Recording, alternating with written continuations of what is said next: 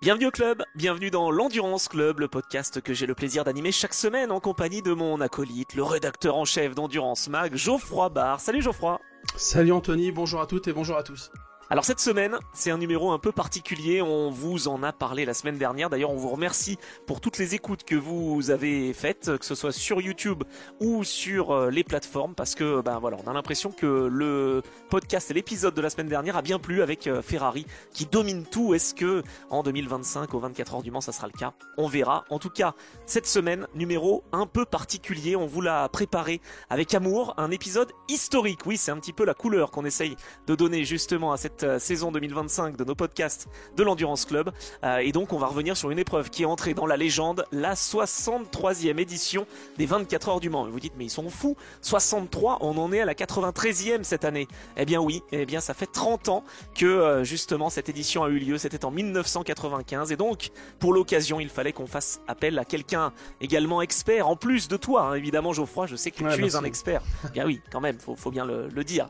Eh bien vous le connaissez parce que si vous êtes un fidèle auditeur de l'Endurance Club, on a déjà eu le plaisir justement de partager le micro avec lui. Il s'agit du spécialiste directeur de l'agence Classic Media, une agence de communication spécialisée dans l'automobile historique et donc spécialiste des 24 heures du Mans aussi. Julien Ergo, bonjour Julien. Bonjour Anthony, bonjour Geoffroy, bonjour à tous. Je suis ravi de partager avec vous, de remonter un petit peu dans le temps là, pour partager avec vous nos souvenirs communs de cette belle édition 95.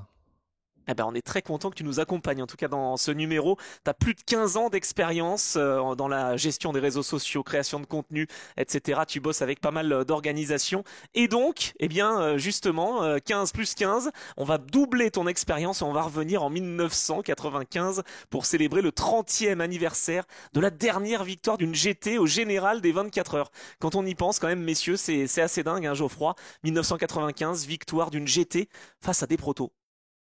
Ouais, c'est vrai que c'est un peu le prisme par lequel on peut attaquer cette édition 95. En fait, si on se remet un peu dans le contexte, je sais que Julien il est très spécialiste de cette approche-là, de cette période-là, mais si on se positionne avant 95, en fait, on était vraiment dans un délire de l'ère des groupes C n'était pas encore totalement digérée, c'est-à-dire que tu vois, les groupes C ont animé vraiment l'endurance de 82 à officiellement 91, je crois. Après, c'était les 3 litres 5, enfin voilà, les sports prototypes, voilà. Oui, avec les moteurs Peugeot, justement, anciennement Formule 1, mais qui étaient aussi aux 24 heures du Mans. En fait, les victoires de 905 sont pas vraiment des victoires de groupe C, si on veut être rigoureux, tu vois, en termes de réglementation, quoi. C'est plutôt des victoires de 3 litres 5. Et évidemment, tout ça, c'est tombé. Les constructeurs sont plutôt partis vers la F1 ou se sont retirés. Et on s'est retrouvé avec un plateau qui était franchement très maigre. Déjà en 92, 93, on fait revenir les GT. 94, il y a le hold-up de Porsche qui gagne avec une Doer, c'est-à-dire une 962 qui est convertie pour la route, qui est reconvertie pour la course. Et en fait, on arrive en 95 où franchement, en fait, les spectateurs ne savent pas qui va gagner. Est-ce que ça va être une GT ou un prototype? Et surtout, Le Mans revient un peu, je trouve, à l'ancienne, c'est-à-dire que t'as la catégorie LMGT1, LMGT2, t'as les WSC. En fait, on accepte un peu tout, entre guillemets. Et c'est un espèce de melting pot. Et avant le départ, on peut pas vraiment. Là, tu vois, cette année, au 24 heures du Mans 2025, oui. Sauf gros problème, c'est une hypercar qui va gagner, quoi.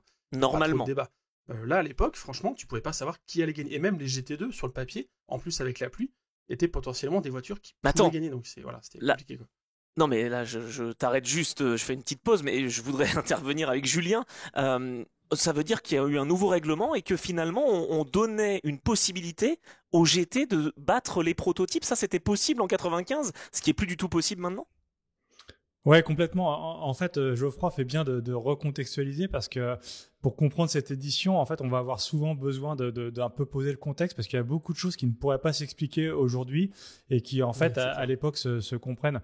Et en effet, à cette époque-là, l'ACO se cherche un petit peu dans son règlement. Et en fait, c'est ce que disait Geoffroy.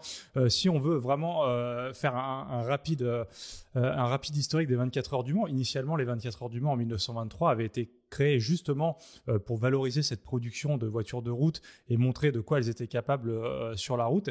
Et puis, progressivement, ça s'est un petit peu perdu parce que les constructeurs ont de plus en plus modifié leurs véhicules et c'était devenu des véritables prototypes après-guerre. Cette notion de voiture issue de la route avait un petit peu disparu. Et donc, en 1959, la CO a créé la catégorie GT justement pour distinguer les prototypes des GT. Et c'est à ce moment-là qu'on a commencé à vraiment faire une différence entre les voitures issues de la route et celles qui ne l'étaient pas. Et d'ailleurs, il y avait les indices de performance à l'époque, c'est ça? Et voilà, après, il y avait différents classements qui permettaient un petit peu à tout le monde j'allais dire de gagner, non, c'est pas le cas, mais en tout cas d'exister dans la course. Et donc, cette notion d'un côté prototype et de l'autre côté GT a toujours existé aux 24 heures du Mans, et c'est encore le cas aujourd'hui. Mais il y a eu un petit trou, une petite période de 100 dans les années 80, à l'époque du groupe B, où en effet, à un moment, les GT ont été bannis des 24 heures du Mans pour diverses... Attends, ça c'est dingue. Ouais. Non mais entre 86 et 93, c'est ça à peu près, ou 92? Non, c'est ça. Il y avait plus de GT. Jusqu'à 92 inclus. Les GT reviennent en 93 en fait. Ouais, c'est ça. Attends, parce que en fait, c'était en théorie, la CO se disait, on est tranquille quoi. On a un plateau qui est garni avec les C1, les C2, ou Formule Junior machin. Donc on n'a plus besoin des GT quoi. En fait, c'était une espèce de montée en pression. On va devenir la Formule 1 version endurance. Qu'en fait les GT c'est gentil mais merci, au revoir quoi. C'est ça vient aussi un petit peu de la FIA. On va pas épiloguer là-dessus parce qu'on pourrait passer des heures, mais je pense souvent Anthony, quand dans les podcasts que tu fais, les pilotes te parlent, j'étais en groupe 1, en groupe 2, en groupe 3, en groupe 4, en groupe 5. Honnêtement, quand les pilotes anciens nous racontent ça, je pense que t'es comme moi, on y comprend, oui. On est un peu perdu. Et du coup, à un moment, la FIA a voulu simplifier tout ça en éliminant tous ces groupes de 1 à 6 et en faisant groupe A, groupe B, groupe C. Et en fait, tout était censé rentrer en trois catégories. Le groupe A... Attends, c'est pour ça? D'accord, oui, je te laisse finir et après je reviens sur une catégorisation 93. Issues de la route, vraiment issues de la route. Le groupe B pour des voitures issues de la route mais très transformées, et le groupe C pour des prototypes.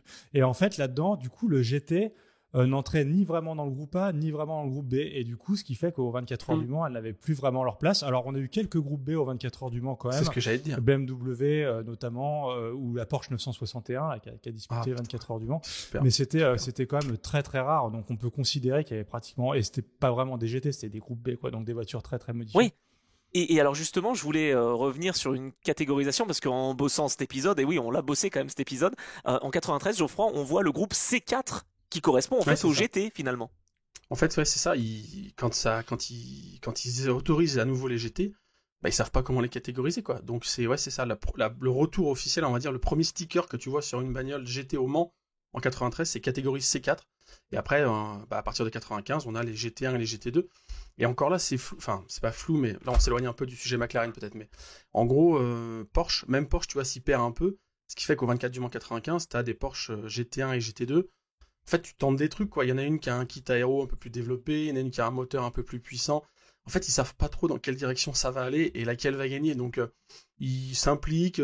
Et par contre, McLaren, c'est une voie très différente. Si on veut se focus sur le sujet principal. Oui, on va y arriver, évidemment. Ils ont une approche très différente. C'est-à-dire qu'à la base, selon les remontées qu'il y a eu de Gordon Murray, de toutes les personnes impliquées, il n'y a aucune velléité à l'origine d'engager la caisse en compétition en fait. Elle est officiellement pas dessinée pour ça quoi. D'accord, quand même intéressant parce que est-ce que j'allais dire que j'exagère si je dis qu'on était un peu dans le flou artistique et l'amateurisme entre guillemets, entre triple guillemets, 93, 94 et peut-être même 95 où on voit des Venturi, des Ferrari F40, des Jaguar XJ220, des Lotus Esprit. Enfin, c'était des voitures qui étaient peut-être pas forcément taillées pour le circuit des 24 heures. Si. Tu n'exagères pas du tout, mais en réalité, c'est ce pourquoi le GT devrait être fait. En fait, initialement, le GT, ça devrait être des voitures issues de la route qu'on transforme pour faire de la course. Et à cette époque-là, on a vraiment vécu, j'allais dire, du vrai GT avec des voitures qui étaient des voitures de route sur lesquelles qu'on avait allégé, sur lesquels on avait ajouté un aileron et quelques éléments pour en faire des voitures de course. Donc quelque part, c'était la vraie essence du GT. Ça n'a pas duré très longtemps parce que, comme tu le dis, Anthony, ça s'est ensuite rapidement professionnalisé. Les constructeurs ont produit des voitures qui étaient dès l'origine pensées pour être des voitures de course. Donc en fait, généralement, quand les législateurs essayent de mettre en avant ce type de valeur de GT, ça tient pas très longtemps parce que les constructeurs sont tous pareils, ont envie de gagner, et donc quand ils s'impliquent, on s'éloigne très vite de cette notion-là. Et ils veulent optimiser, et tu le disais, et avant de revenir sur McLaren, je sais Geoffroy que tu veux revenir sur McLaren, et t'as bien raison. Non mais, 94 quand même, tu as parlé de Dower Porsche. En fait, on va dire que cette proto, finalement, c'est une Porsche qui est issue des groupes C, quoi. On va exagérer. 962 avec un peu de cuir en gros à l'intérieur, quoi. Non, mais voilà, un peu de cuir, parce que quoi? Parce qu'en fait, pour être engagé en GT, ça a été le cas aussi après, dans la fin des années 90, hein, avec la GT1 notamment, mais pas que.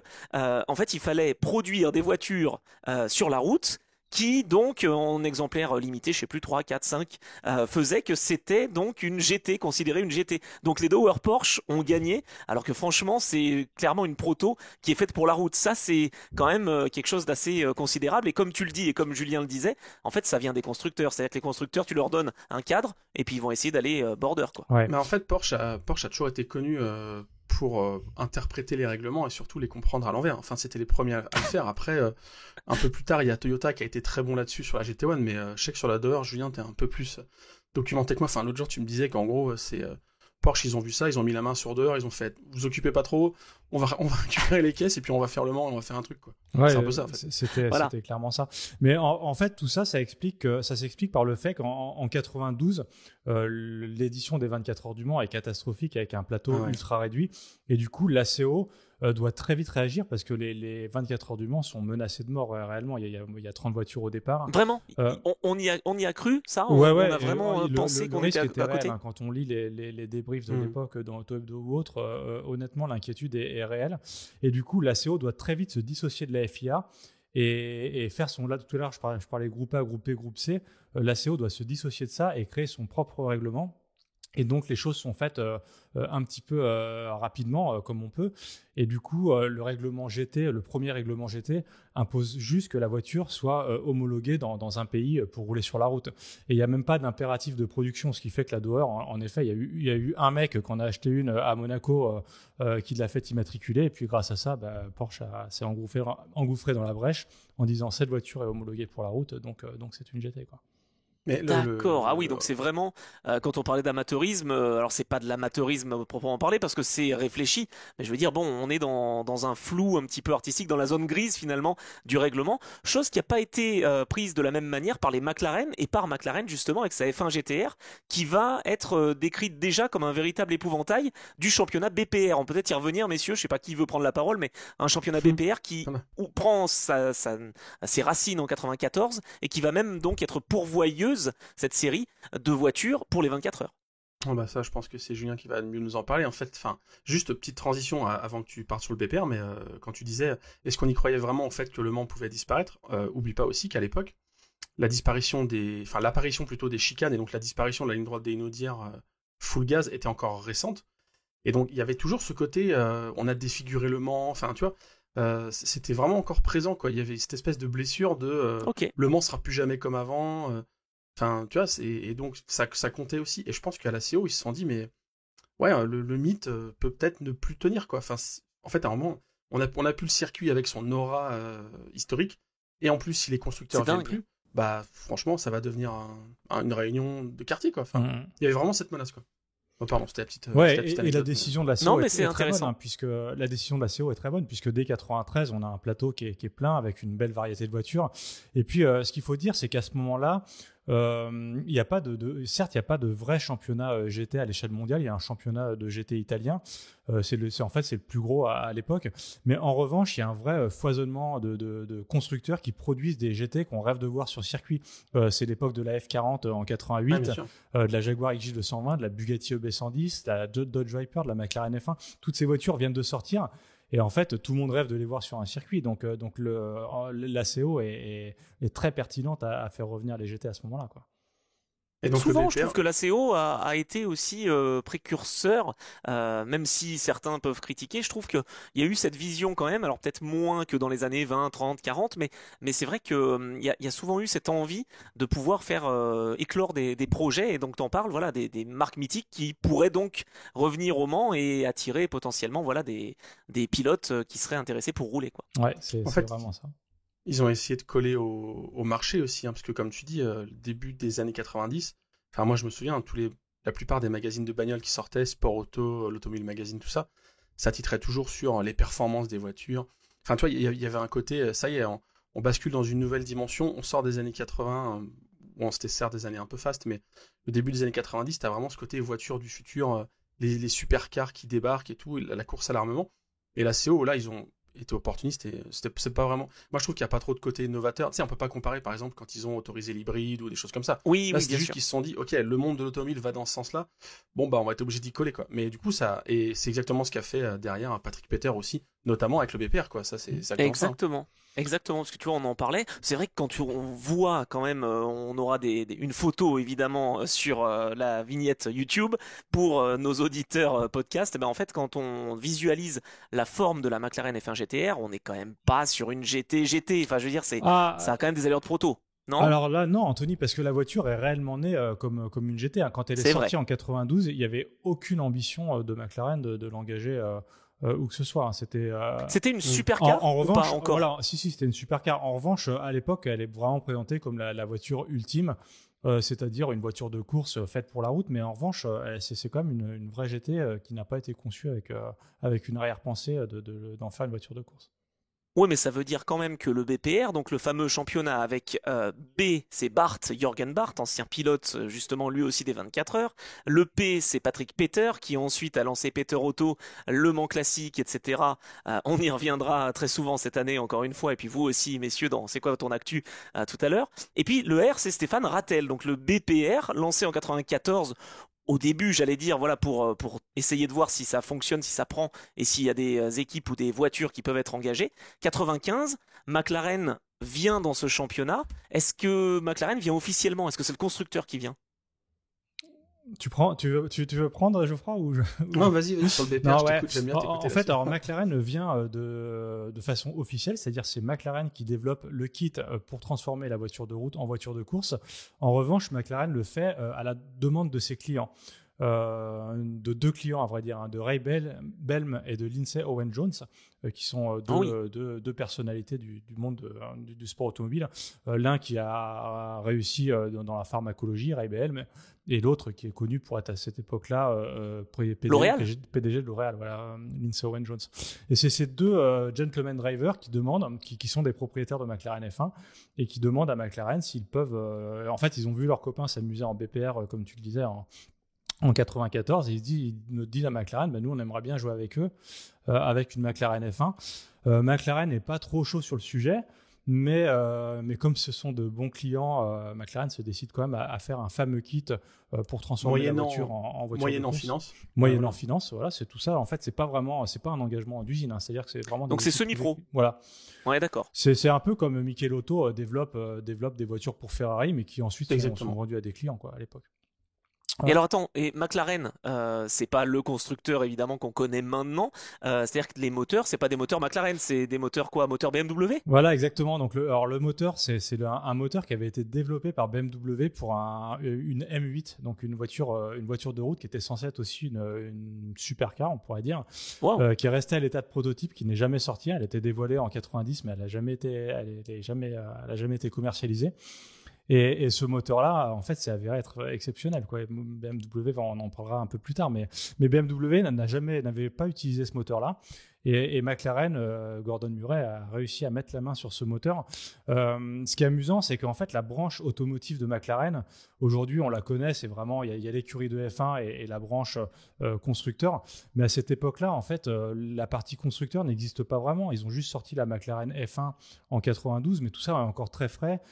C'est encore très mêlé avec l'entité McLaren qui fabrique les F1. Il n'y a pas vraiment de division comme c'est le cas aujourd'hui. Et donc Gordon Murray développe et donc lui est directeur technique de l'écurie de F1. Il a déjà des titres de champion avec Prost et Senna. Il commence à s'ennuyer un peu. C'est le Adrian Newey. Ouais, c'est ça. Il commence à s'ennuyer un peu et pour le garder, Ron Dennis lui dit OK, développe ta GT dont tu rêves, mais et tu feras ça en parallèle. Donc il développe en plus de son activité en Formule 1 et il a pas de budget pour développer cette McLaren F1. Ça peut paraître fou, mais il a pas vraiment de budget. Il quémande à ses fournisseurs des pièces. Et donc, c'est comme ça qu'il arrive à avoir de BMW un moteur inutilisé, en fait, pratiquement. Mais c'est ce projet, qui est un projet très ambitieux, il est quand même développé avec des moyens assez réduits. Et donc, juste pour en revenir à la version course, c'est pas une on reste quand même très près de la voiture de série. Hein. Finalement, on enlève l'autoradio, on fait une petite gestion moteur, on met des suspensions, un aileron arrière, et puis voilà, on a une voiture de course. Hein. C'est pas, elle n'est pas à des années-lumière de la version route. Hein. Je suis très déçu qu'on enlève l'autoradio. Enfin bon, ça, c'est. Par contre, petit point numéraire, j'allais dire, je sais pas si on peut appeler ça comme ça, Geoffroy. Il y en a pas beaucoup qui sont créés des McLaren. En fait, ça reste quand même des voitures qui sont exclusives. On en a combien qui sont créées et combien sont engagés au Mans? Alors en fait, le tout début, donc comme tu dis en BPR, je sais plus combien il y en a d'engagés, mais je crois que c'est 4 ou 5 qui sont présents Ah non, en j'aurais dit. BPR. Ok, ah non, 6, pardon, 6 en BPR. Ouais, et en fait, au Mans 95, du coup, vu que c'est cette édition qui nous occupe, le Mans 95, on a les 7, à l'époque en tout cas, les 7 F1 GTR qui ont été assemblés sont présentes sur la grille, quoi. Donc en fait, ils décident de faire all-in, et en fait, le truc, c'est que, l'anecdote, c'est que jusqu'à quasiment la dernière minute, il y en a 6 qui sont prévus pour être engagés, et la 7e qui est rajoutée un peu en dernière minute, bah, c'est celle qui va gagner. C'est-à-dire qu'en gros, McLaren développe donc... Comme l'a dit Julien, il développe un kit pour la compétition. Et après, les mecs se disent, mais en fait, en BPR, c'est cool. On pourrait peut-être faire les 24 heures du Mans aussi. Et donc là, McLaren dit, ouais, attendez. Ok, bon, pareil, moyennant finance, ils se disent, bon, on va faire un kit Le Mans. En fait, si tu veux, c'est de la prévente, quoi. Ils arrivent à générer de la thune en vendant des kits pour faire évoluer la voiture. Franchement, qui dirait non? C'est les clients qui demandent. Donc, ils développent un kit Le Mans. Ouais, c'est vrai. Et ils se disent, ok, bon, on va prendre un des châssis de F1 classique, donc qui est pour la route. En l'occurrence, c'est le châssis 19. Ils le prennent et ils s'en servent vraiment comme prototype de développement pour la McLaren F1 GTR Le Mans. Tu vois, vraiment, celle-ci, elle va être poncée pour être la voiture du Mans. Et donc, ils l'utilisent. Ils font beaucoup de tests. Il y a 4 pilotes notamment qui sont mobilisés. De mémoire, tu as Rafanel, Wallace, Bell, peut-être, non? Dalmas, et puis, je sais plus, il va m'en manquer un, peut-être Derek Bell, ouais. Et ils font des essais, machin, etc. Et donc, c'est vraiment la voiture prototype. Et il se trouve que à quelques semaines, mois peut-être, mais plutôt semaines, je pense, des 24 heures du Mans, bah, y a des intérêts japonais qui se manifestent, et en fait, il y a le fameux sponsor Ueno Clinic qui dit, bah nous, en fait, on aimerait bien faire partie de l'aventure, donc on veut sponsoriser une McLaren, sauf que bah, les autres équipes ont déjà bouclé leur budget. Oui, parce qu'on va y revenir c'est quand même sur les engagés. C'est quand même un constructeur anglais naissant, mais comme le dit Julien, la supercar, la voiture qui fait parler à l'époque, donc si tu veux, toutes les équipes ont quand même réuni de leur côté leurs sponsors, entre les gentlemen qui ramènent de l'argent et puis des intérêts à droite à gauche. Enfin, il n'y a plus trop de place, entre guillemets, pour sponsoriser un truc. Et donc McLaren se dit, c'est quand même trop bête, quoi. Il y a des mecs qui ramènent de l'argent, le pilote japonais ramène de l'argent. Donc c'est qui? C'est Sekiya? Ouais, Masanori Sekiya. C'est quand même dommage de ne pas honorer cette demande.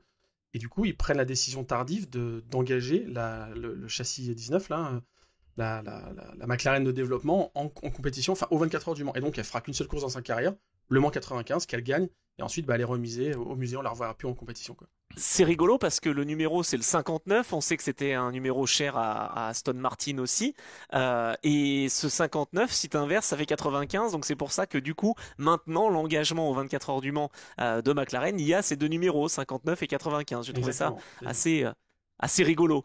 Et donc, Sekiya, c'est le pilote bronze de l'époque, j'allais dire, et tu l'associes à Dalmas et Leto parce que quoi, ils étaient pilotes BMW ou pas du tout? En fait, non, pas du tout. C'est-à-dire que l'engagement, je sais plus, c'est via Ron Dennis que ça se fait. D'accord. Il y a Keke Rosberg qui est pas très loin aussi, qui discute avec tout ce beau monde.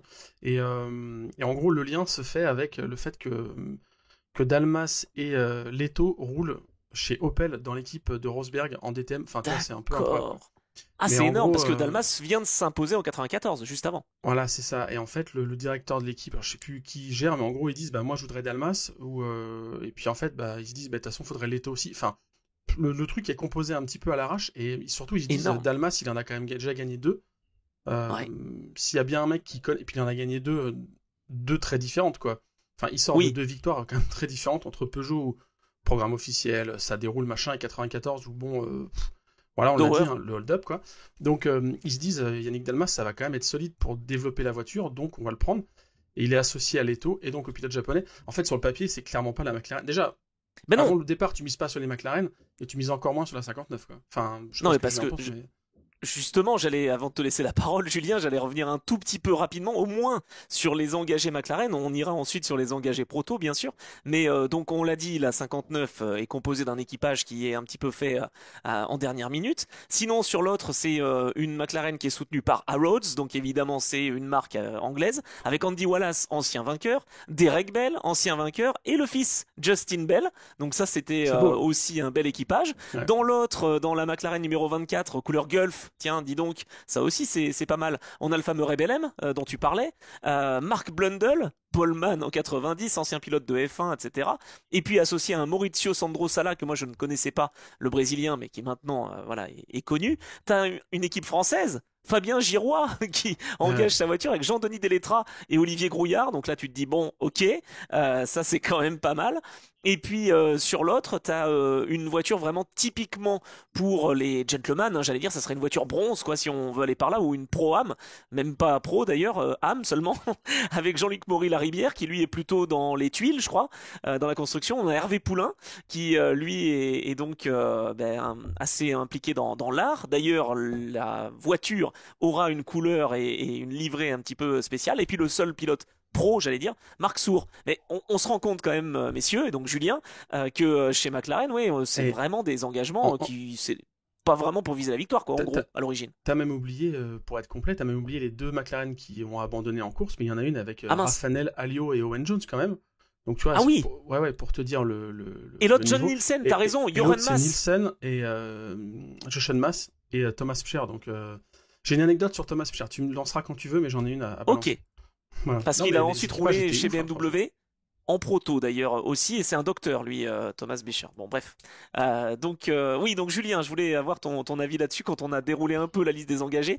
Tu te dis McLaren, je sais pas si c'est finalement, même si elles sont 7 les voitures, je sais pas si ça va être l'épouvantail comme en BPR aux 24 heures du Mans face au proto aussi. Ouais, exactement. En fait, il y a beaucoup d'informations dans tout ce que vous venez de dire. Et comme tu l'as dit, pour répondre à ta question, Anthony, je me rappelais plus vraiment à ce qu'on pensait de l'engagement de McLaren juste avant les 24 heures du Mans. J'ai ressorti quand même le guide des 24 heures 95 pour voir comment les journalistes, Jean-Marc Tessèdre en l'occurrence, positionnaient McLaren. Alors moi, je pensais qu'ils étaient vraiment outsiders. En réalité, la victoire d'une McLaren n'est pas exclue avant le départ, quand même. Okay. D'accord. À vrai dire, le règlement de la CO a vraiment été fait pour un peu donner les chances aussi bien au proto qu'au GT. Donc, c'est pas exclu. Après, je voulais juste revenir sur tout ce qu'a dit Geoffroy parce qu'il y avait énormément d'informations super intéressantes, notamment sur le côté. C'est fou de se dire que cette voiture qui a gagné, tout s'est fait à l'arrache. C'est ce que disait Geoffroy, c'est-à-dire que la demande d'engagement de cette voiture est faite au mois d'avril. En fait, elle est formulée par cet investisseur japonais, la Ueno Clinic. Elle est faite au mois d'avril. McLaren, comme il y a beaucoup d'argent en jeu, se dit ok, on va trouver, s'ils veulent une voiture, on va leur en trouver une. Donc en effet, la voiture est un peu comme ça missionnée de façon en dernière minute. C'était la voiture de développement, comme tu l'as dit. Il y a quand même un petit truc sur Sequia.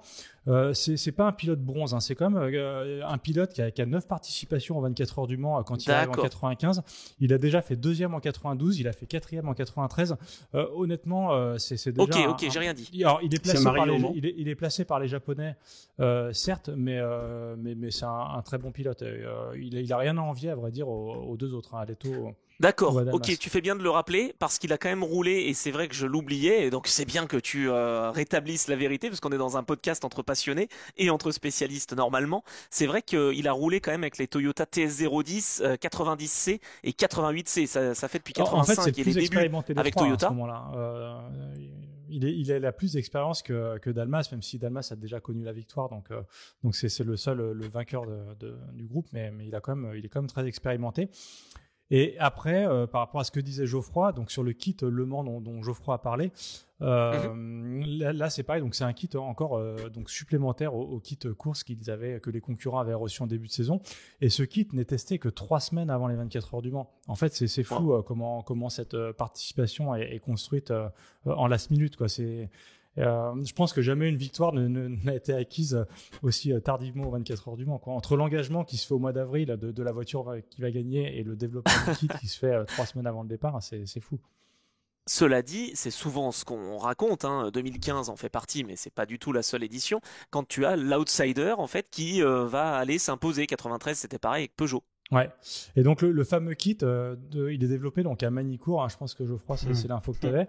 La voiture a tourné 19 heures sans problème. Ils se sont fait arrêter à cause des riverains. Donc en fait, ils sont quand même, ils savent que la voiture, elle tient à l'endurance parce qu'en fait, avant ça, elle a fait que des courses de BPR de 4 heures. Donc même McLaren n'a aucune idée de ce que peut faire sa voiture. Et le kit, il inclut notamment des freins carbone qui sont pas autorisés en BPR. Et enfin, il y a divers éléments comme ça qui sont faits pour l'endurance. Ils ont une transmission plus solide, une boîte à carter sec. Enfin, voilà, des petits développements en endurance. McLaren a quand même bien fait les choses, mais a fait très rapidement les choses. Et alors attends, moi je voulais revenir sur ce que tu disais, et c'est très intéressant, sur ce règlement. Donc nouveau règlement, nouvelle organisation, c'est quasiment une nouvelle discipline quoi en 95, puisqu'on cherchait en 93-94, un règlement complexe basé sur une notion d'équivalence de puissance, de poids, de rapport poids-puissance entre différentes catégories. Ça rappelle rien ça? C'est très drôle parce que quand j'ai lu les comptes rendus de l'époque, Jean-Marc Tessèdre est catastrophé par cette direction que prend l'endurance.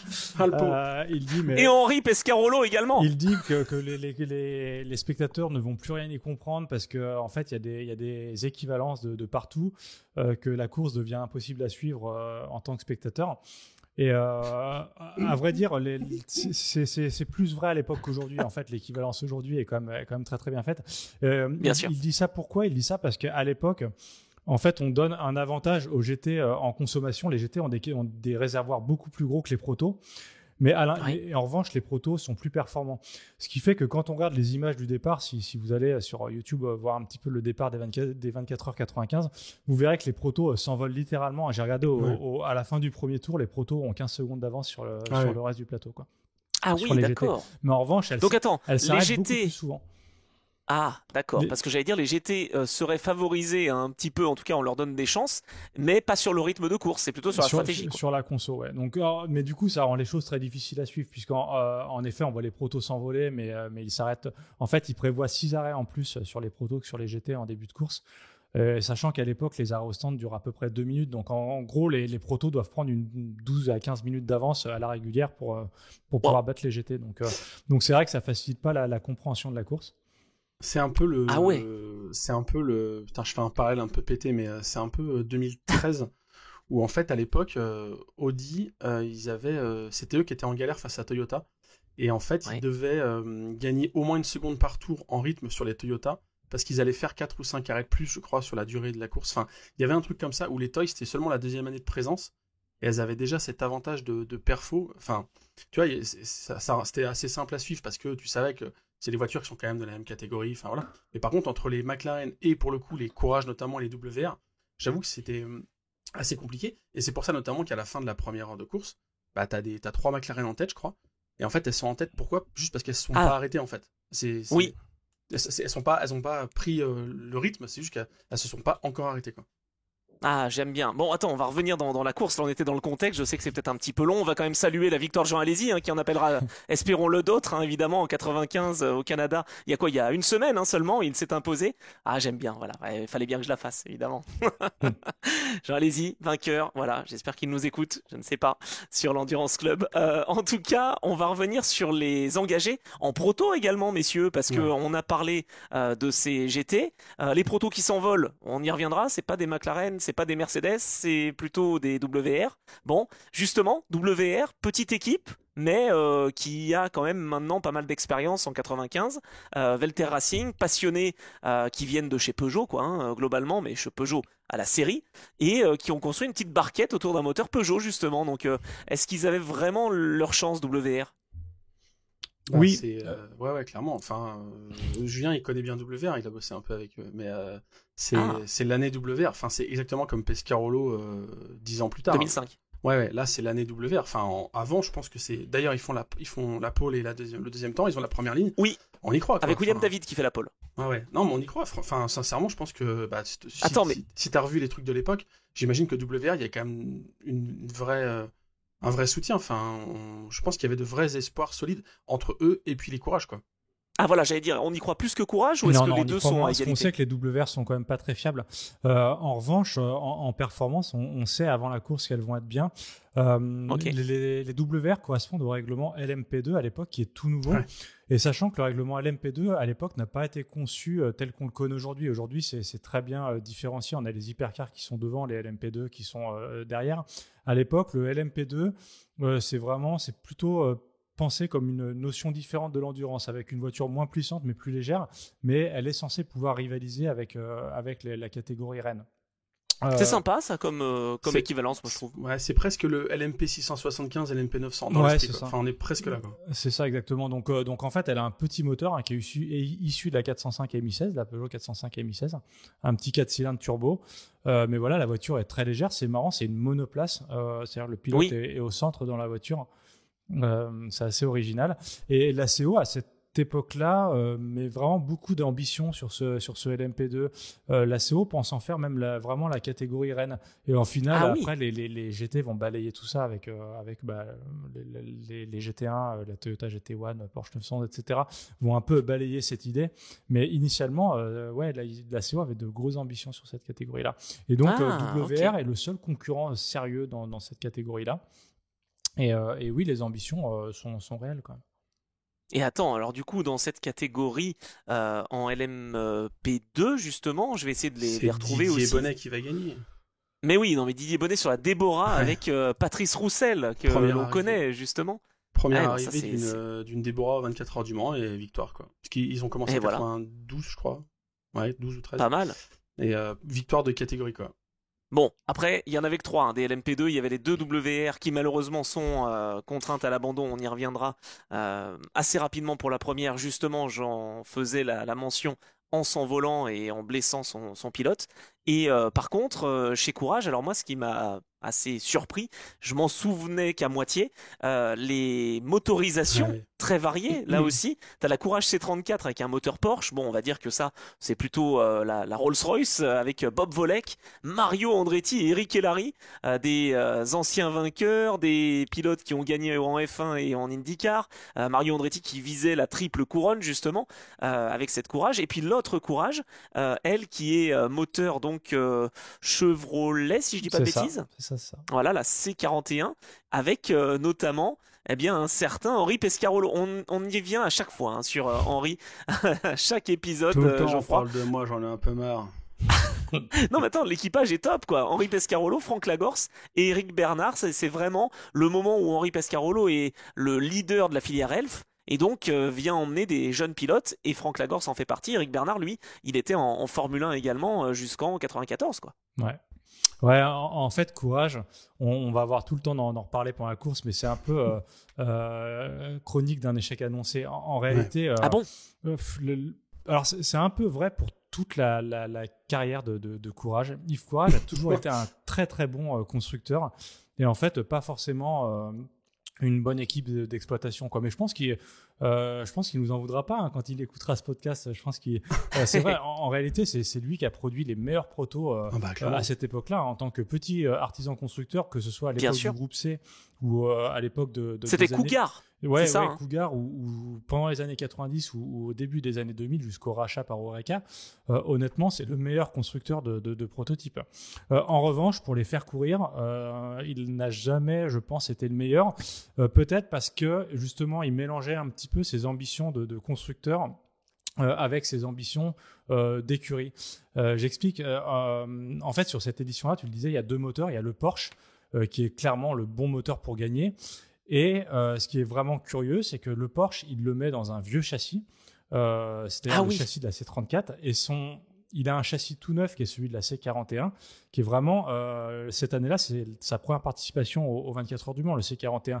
Châssis full carbone, dessiné par Paolo Catone, qui est le concepteur des 905. Donc vraiment, il a le must des châssis, et dedans, il colle un Chevy, le Chevrolet, le V8 dont tu parlais, qui est honnêtement, qui sort de nulle part.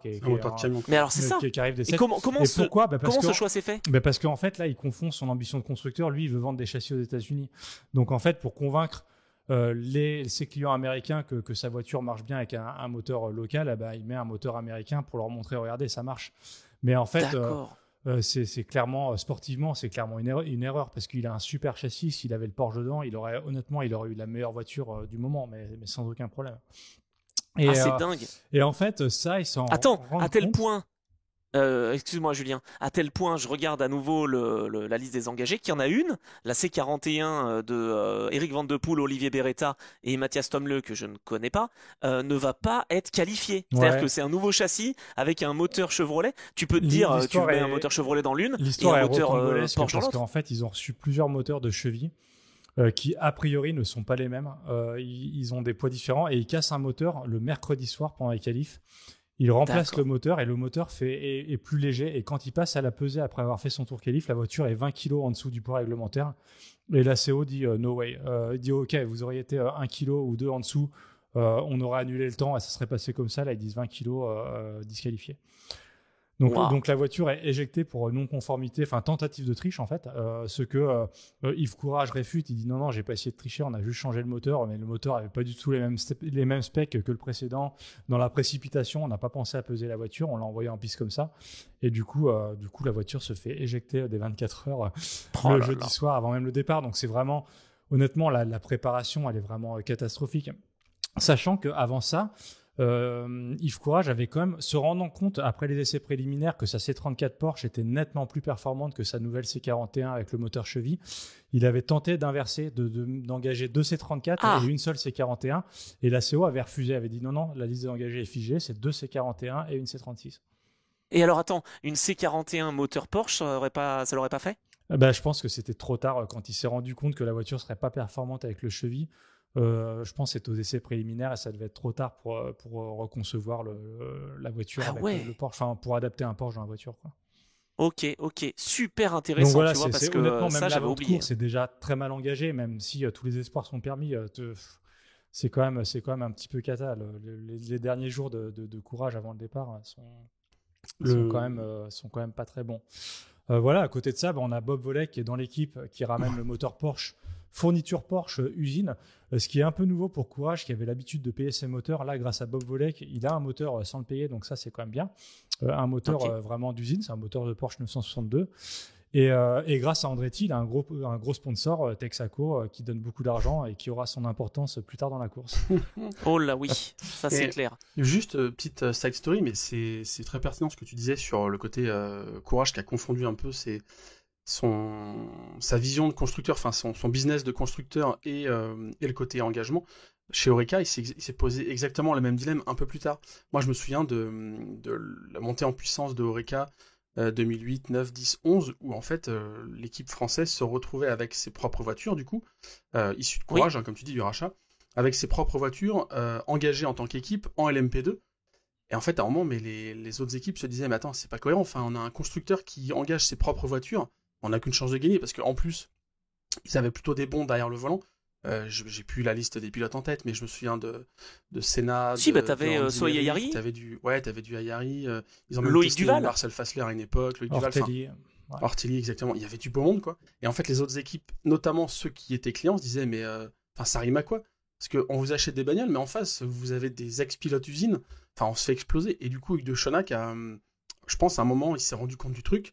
Il s'est retiré et s'est plus focus sur le développement de l'activité constructeur, fourniture de châssis. Et après, évidemment, quand il y a le nouveau règlement LMP2 qui est arrivé, maintenant Oreca c'est devenu un géant de la catégorie, mais il a eu aussi à un moment ce dilemme, tu vois, de se dire, faut peut-être que je ne confonde pas les deux objectifs. Et il y a eu ce recul-là nécessaire, tu vois, il a engagé une Peugeot à titre privé, c'est la transition, ça a gagné aux États-Unis, mais comme tu dis, il s'est retiré, il s'est concentré sur le fait d'être constructeur. Pas bête, hein, finalement, quand tu vois des équipages, tu vois, tu parlais de Fessler, mais il a fait les 24 heures Fessler avec Olivier Panis et avec Simon Pagenaud. Je sais, tu te dis, c'est pas mal. Ah non, mais carrément, je crois qu'il avait même été testé par Audi avant, si je dis pas de bêtises, il a été testé par Audi, genre à Laguna Seca. Et apparemment, il faisait pas forcément l'affaire, et donc il s'est retrouvé chez Oreca. Enfin, il n'avait pas de volant. Et après, il a finalement été repris chez Audi, notamment pour former le trio avec Lauterer et Tréluyer. Mais au début, Fassler était dans une phase, tu vois, un peu d'errement. Enfin, voilà, mais c'était juste le petit parallèle pour dire, quand t'es constructeur et en même temps que tu t'engages, à un moment, tu dois faire des choix. Et là, c'est vrai que 95, c'est vraiment c'est le très bon exemple, quoi, de mélange des genres où t'aurais jamais dû avoir ce bloc Chevrolet dans la caisse la plus fine, quoi.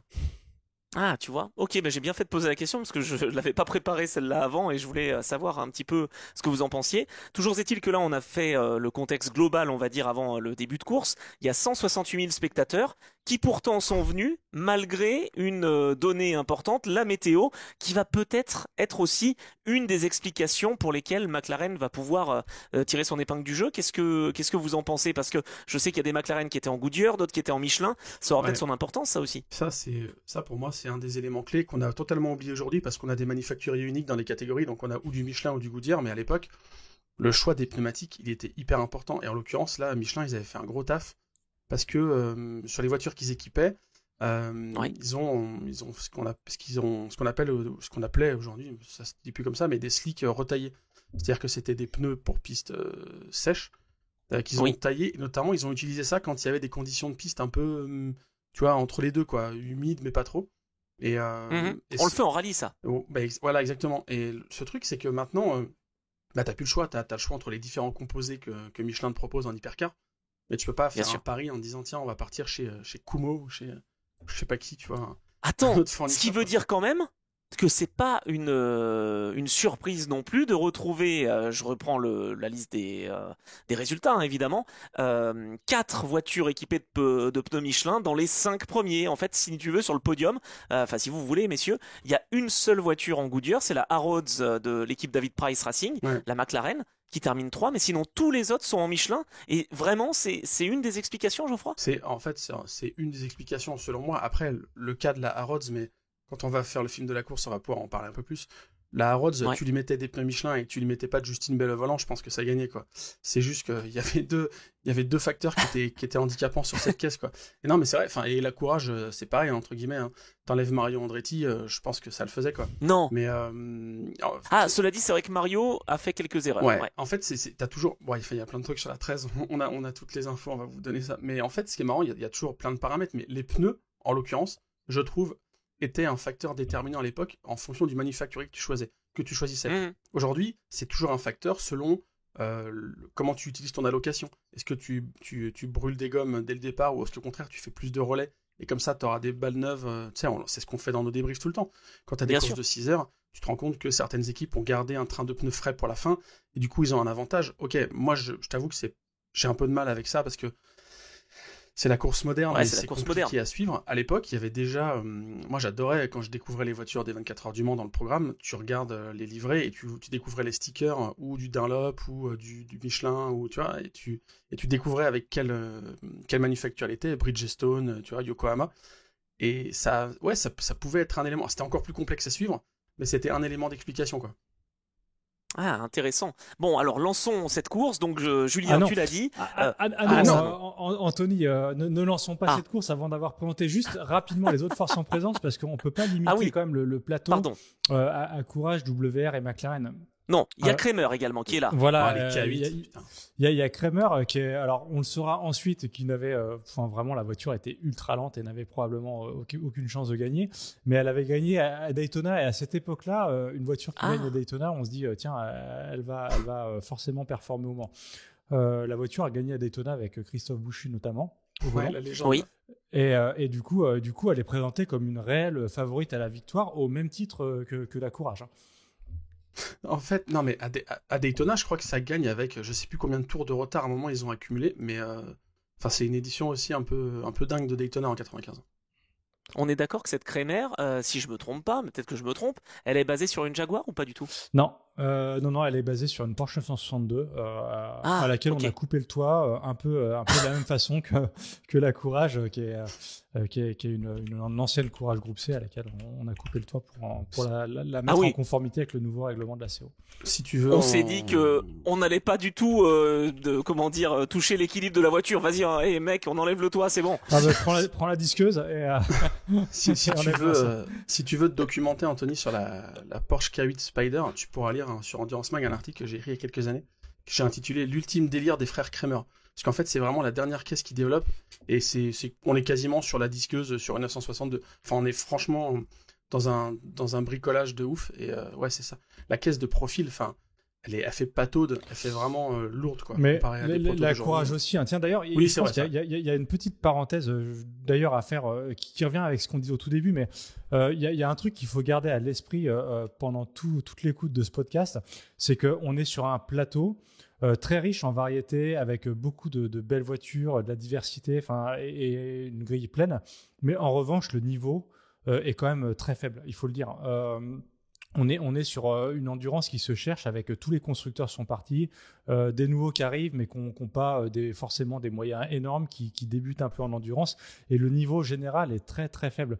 La fameuse Courage C34, c'est une C22 de 88 légèrement améliorée, mais on est sur des voitures en fait qui sont d'ancienne génération. Les Protos sont toutes des voitures d'ancienne génération améliorées, et les temps autour.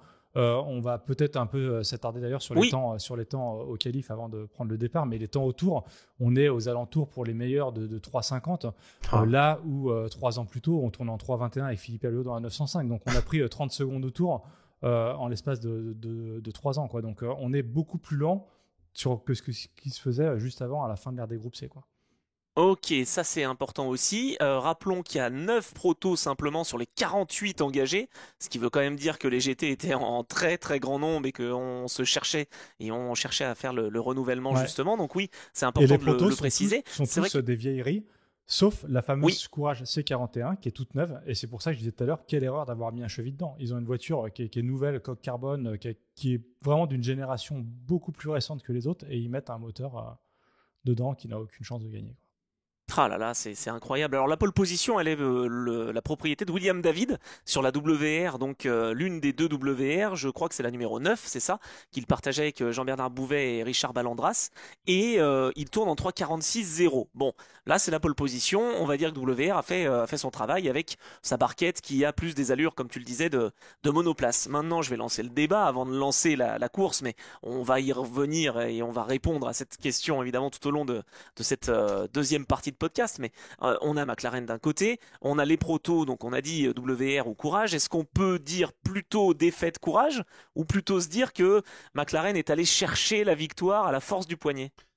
S'il faut choisir un camp, on peut se le répartir, parce que moi bon, d'accord. Moi en fait, on avait déjà parlé de 95 dans l'année dernière quand on avait commencé nos épisodes, et j'avais complètement critiqué 95 en disant que c'était une des pires éditions des 24 heures du Mans, et que c'était nul. Et je maintiens sur certains points. Je maintiens sur le fait que, par exemple, tu vois, faut remonter à 1956 pour retrouver une distance aussi faible parcourue. Alors, certes, il y a la pluie, tu vois, mais ils ont 16 heures en tout de pluie. Ils avaient fait 16 heures sur 24. C'est ça. Ils avaient fait un peu plus de 4000 bornes en 56, et en 95, on est à 4055. Enfin, il y a 20 km d'écart. Alors, certes, oui, voilà, c'est la pluie, mais il y a aussi le fait, comme on vient de le dire, que les caisses sont quand même sur un rythme assez posé. Donc, on est à 1400 bornes du record de distance actuel. C'est Paris-Madrid. C'est un gouffre, quoi. Ouais, Paris-Madrid, franchement. Hallucinant. Ouais, c'est vrai que. Et donc, tu vois, vu que je critique, moi, j'ai pas assisté à 95, comme je l'avais dit. Moi, j'ai commencé à assister au Mans en 96, j'y étais pas. Si j'étais présent sur place, peut-être que ça m'aurait un peu plus marqué, mais je trouve que c'est une édition qui.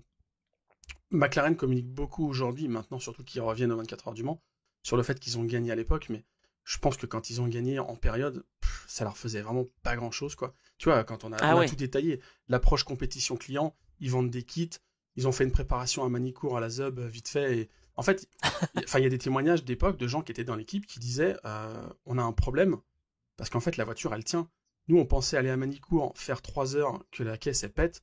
Et du coup, les clients, ils allaient se dire, bon, bah, c'est peut-être pas une bonne idée, ou ok, c'est pas grave, on ira cru. Non, en fait, la caisse, elle tient, donc on a un problème, on va être obligé de bosser, quoi.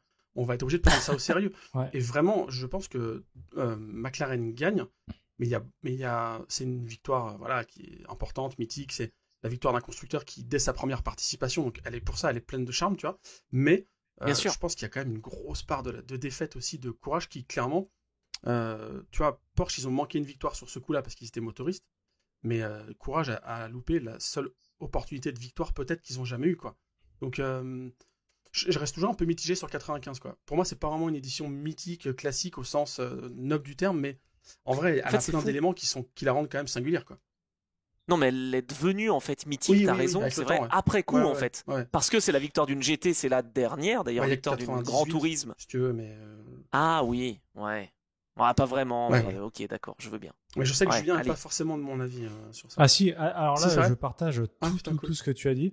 Je dirais que c'est ce qu'on a dit précédemment. Le seul mérite de McLaren, c'est quand même d'avoir écouté ses clients et d'avoir développé ce que ses clients lui demandaient. Et là-dessus, le contre-exemple, c'est Ferrari, parce que c'est la grande attraction de l'édition 95 des 24 heures du Mans, c'est qu'il y a une Ferrari en départ en proto. Non, pas que la F40, il y a une 333 SP au départ.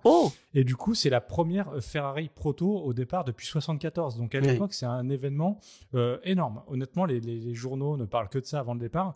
Mais à l'inverse de McLaren, Ferrari n'a pas écouté ses clients.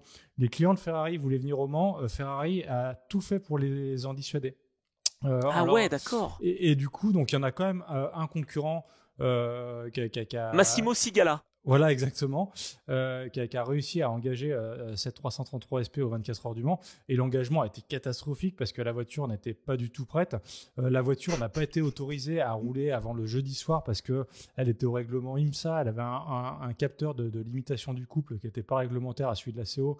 La CO lui refusait l'accès à la piste.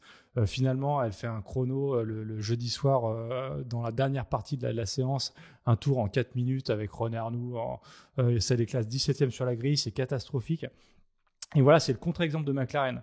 C'est que Ferrari avait une voiture capable de jouer à la victoire, mais n'a rien fait pour aider ses clients à y arriver. Attends, donc il y a Massimo Sigala qui encage la voiture pour l'Euro Motorsport Racing. Donc la voiture est jaune. C'est même pas une Ferrari 333 SP qu'on peut imaginer rouge. Donc c'est vraiment un engagement privé. Jay Cochrane et donc tu l'as dit, René Arnoux qui va rouler dans cette voiture. Alors ils vont pas rouler longtemps parce que je pense qu'il y a Jay Cochrane qui va faire à peu près 7 tours et puis c'est terminé, rideau, fin du bal, on ferme le rideau. 17e à la 3e place en début de course, il faut le signaler quand même. donc la voiture marche fort, quand elle marche, il y a rien à dire. Mais mais au bout de 7 tours, c'est peu. Pas prêts, quoi. Ils ont fait 95 bornes, ils ont même pas fait un Grand Prix de Formule 1. Non, c'est cata. C'est cata. Ce que je ne savais pas, du coup, c'est que l'équipe Euro Motorsport qui engage cette voiture est une équipe qui existe toujours aujourd'hui. Ça, je l'ai découvert un petit peu en préparant. Ah bon toi qui couvres le LMS, l'Euro...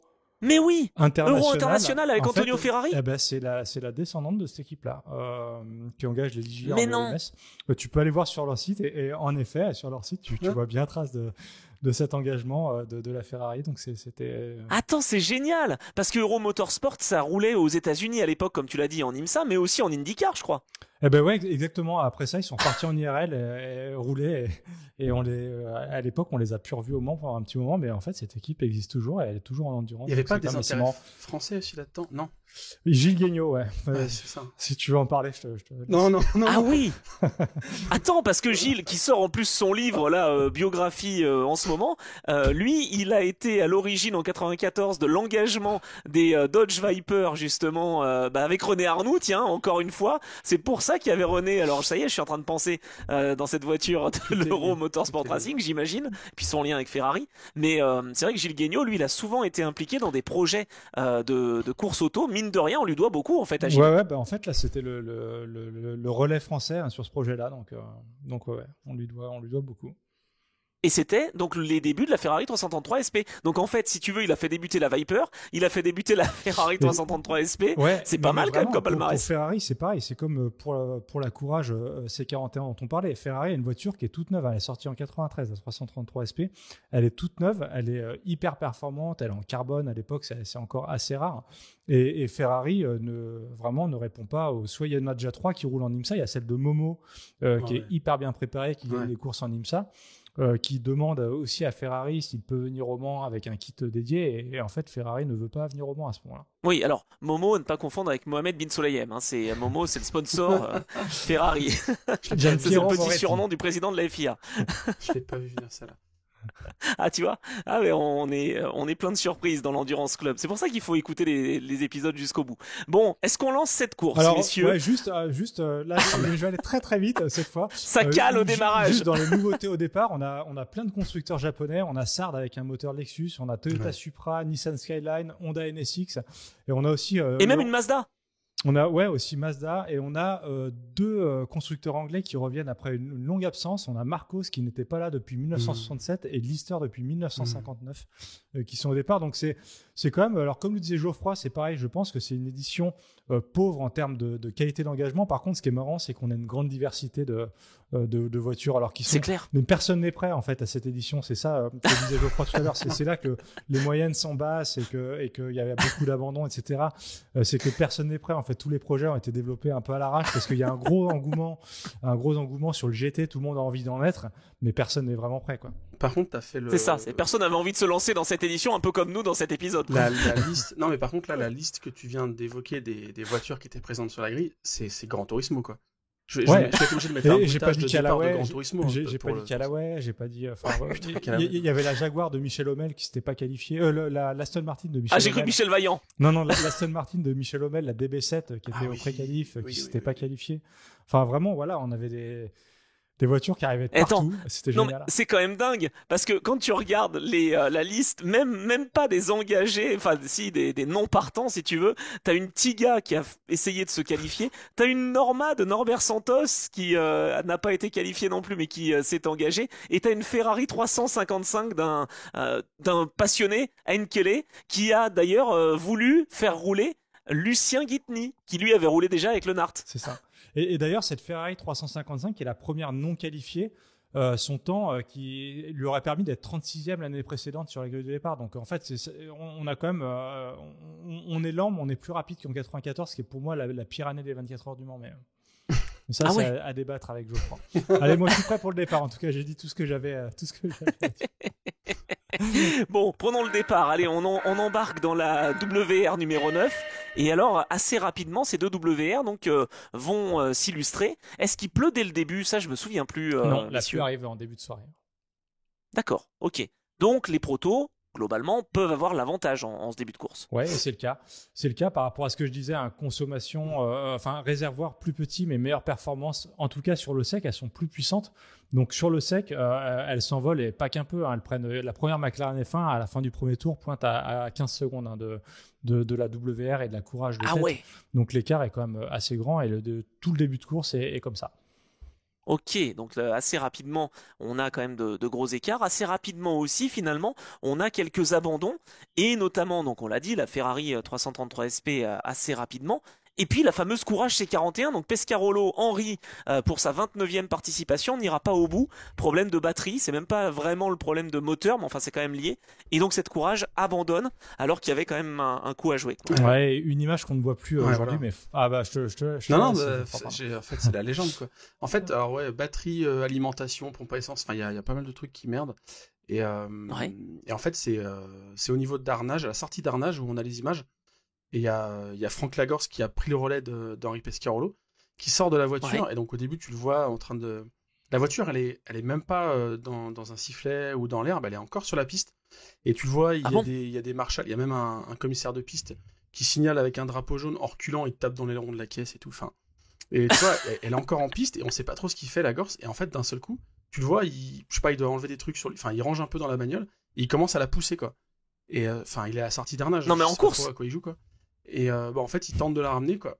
Mais bon, je pense qu'à un moment, il s'est dit... En fait, c'est en faux plat un peu montant, je crois, sortie d'Arnage. Enfin, au pire, en tout cas, c'est pas une descente non plus, quoi, tu vois. Et puis le cheville, rapidement, il a pesé son poids. Ouais, rapidement, il abandonne et du coup, la caisse, elle meurt ici. Mais je crois que ça... de mémoire, là, je vais peut-être dire une bêtise et je me ferai corriger, je me ferai soumettre dans les commentaires. Mais je crois que c'est à partir de là que la CO a ajouté une petite ligne dans son règlement en disant c'est interdit de pousser la caisse en piste, quoi.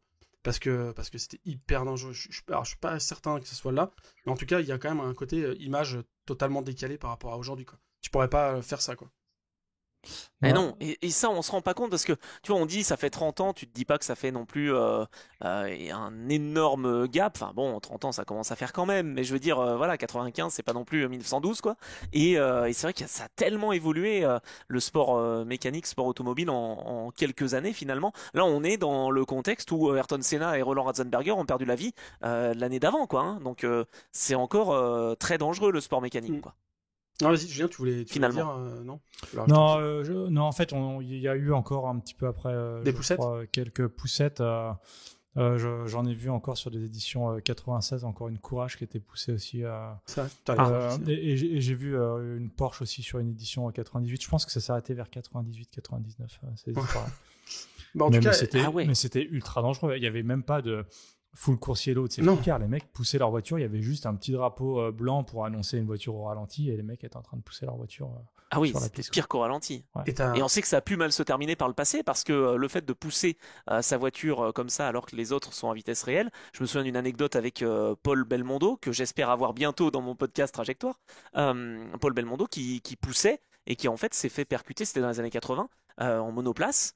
Qui s'est fait percuter, qui a volé, quoi. Il a même perdu ses dents, etc. Il y a eu un accident mortel comme ça avec Matra. Beltoise a perdu sa licence à un moment comme ça. Il poussait sa voiture, il a été percuté par une Ferrari, je pense que c'était en 73.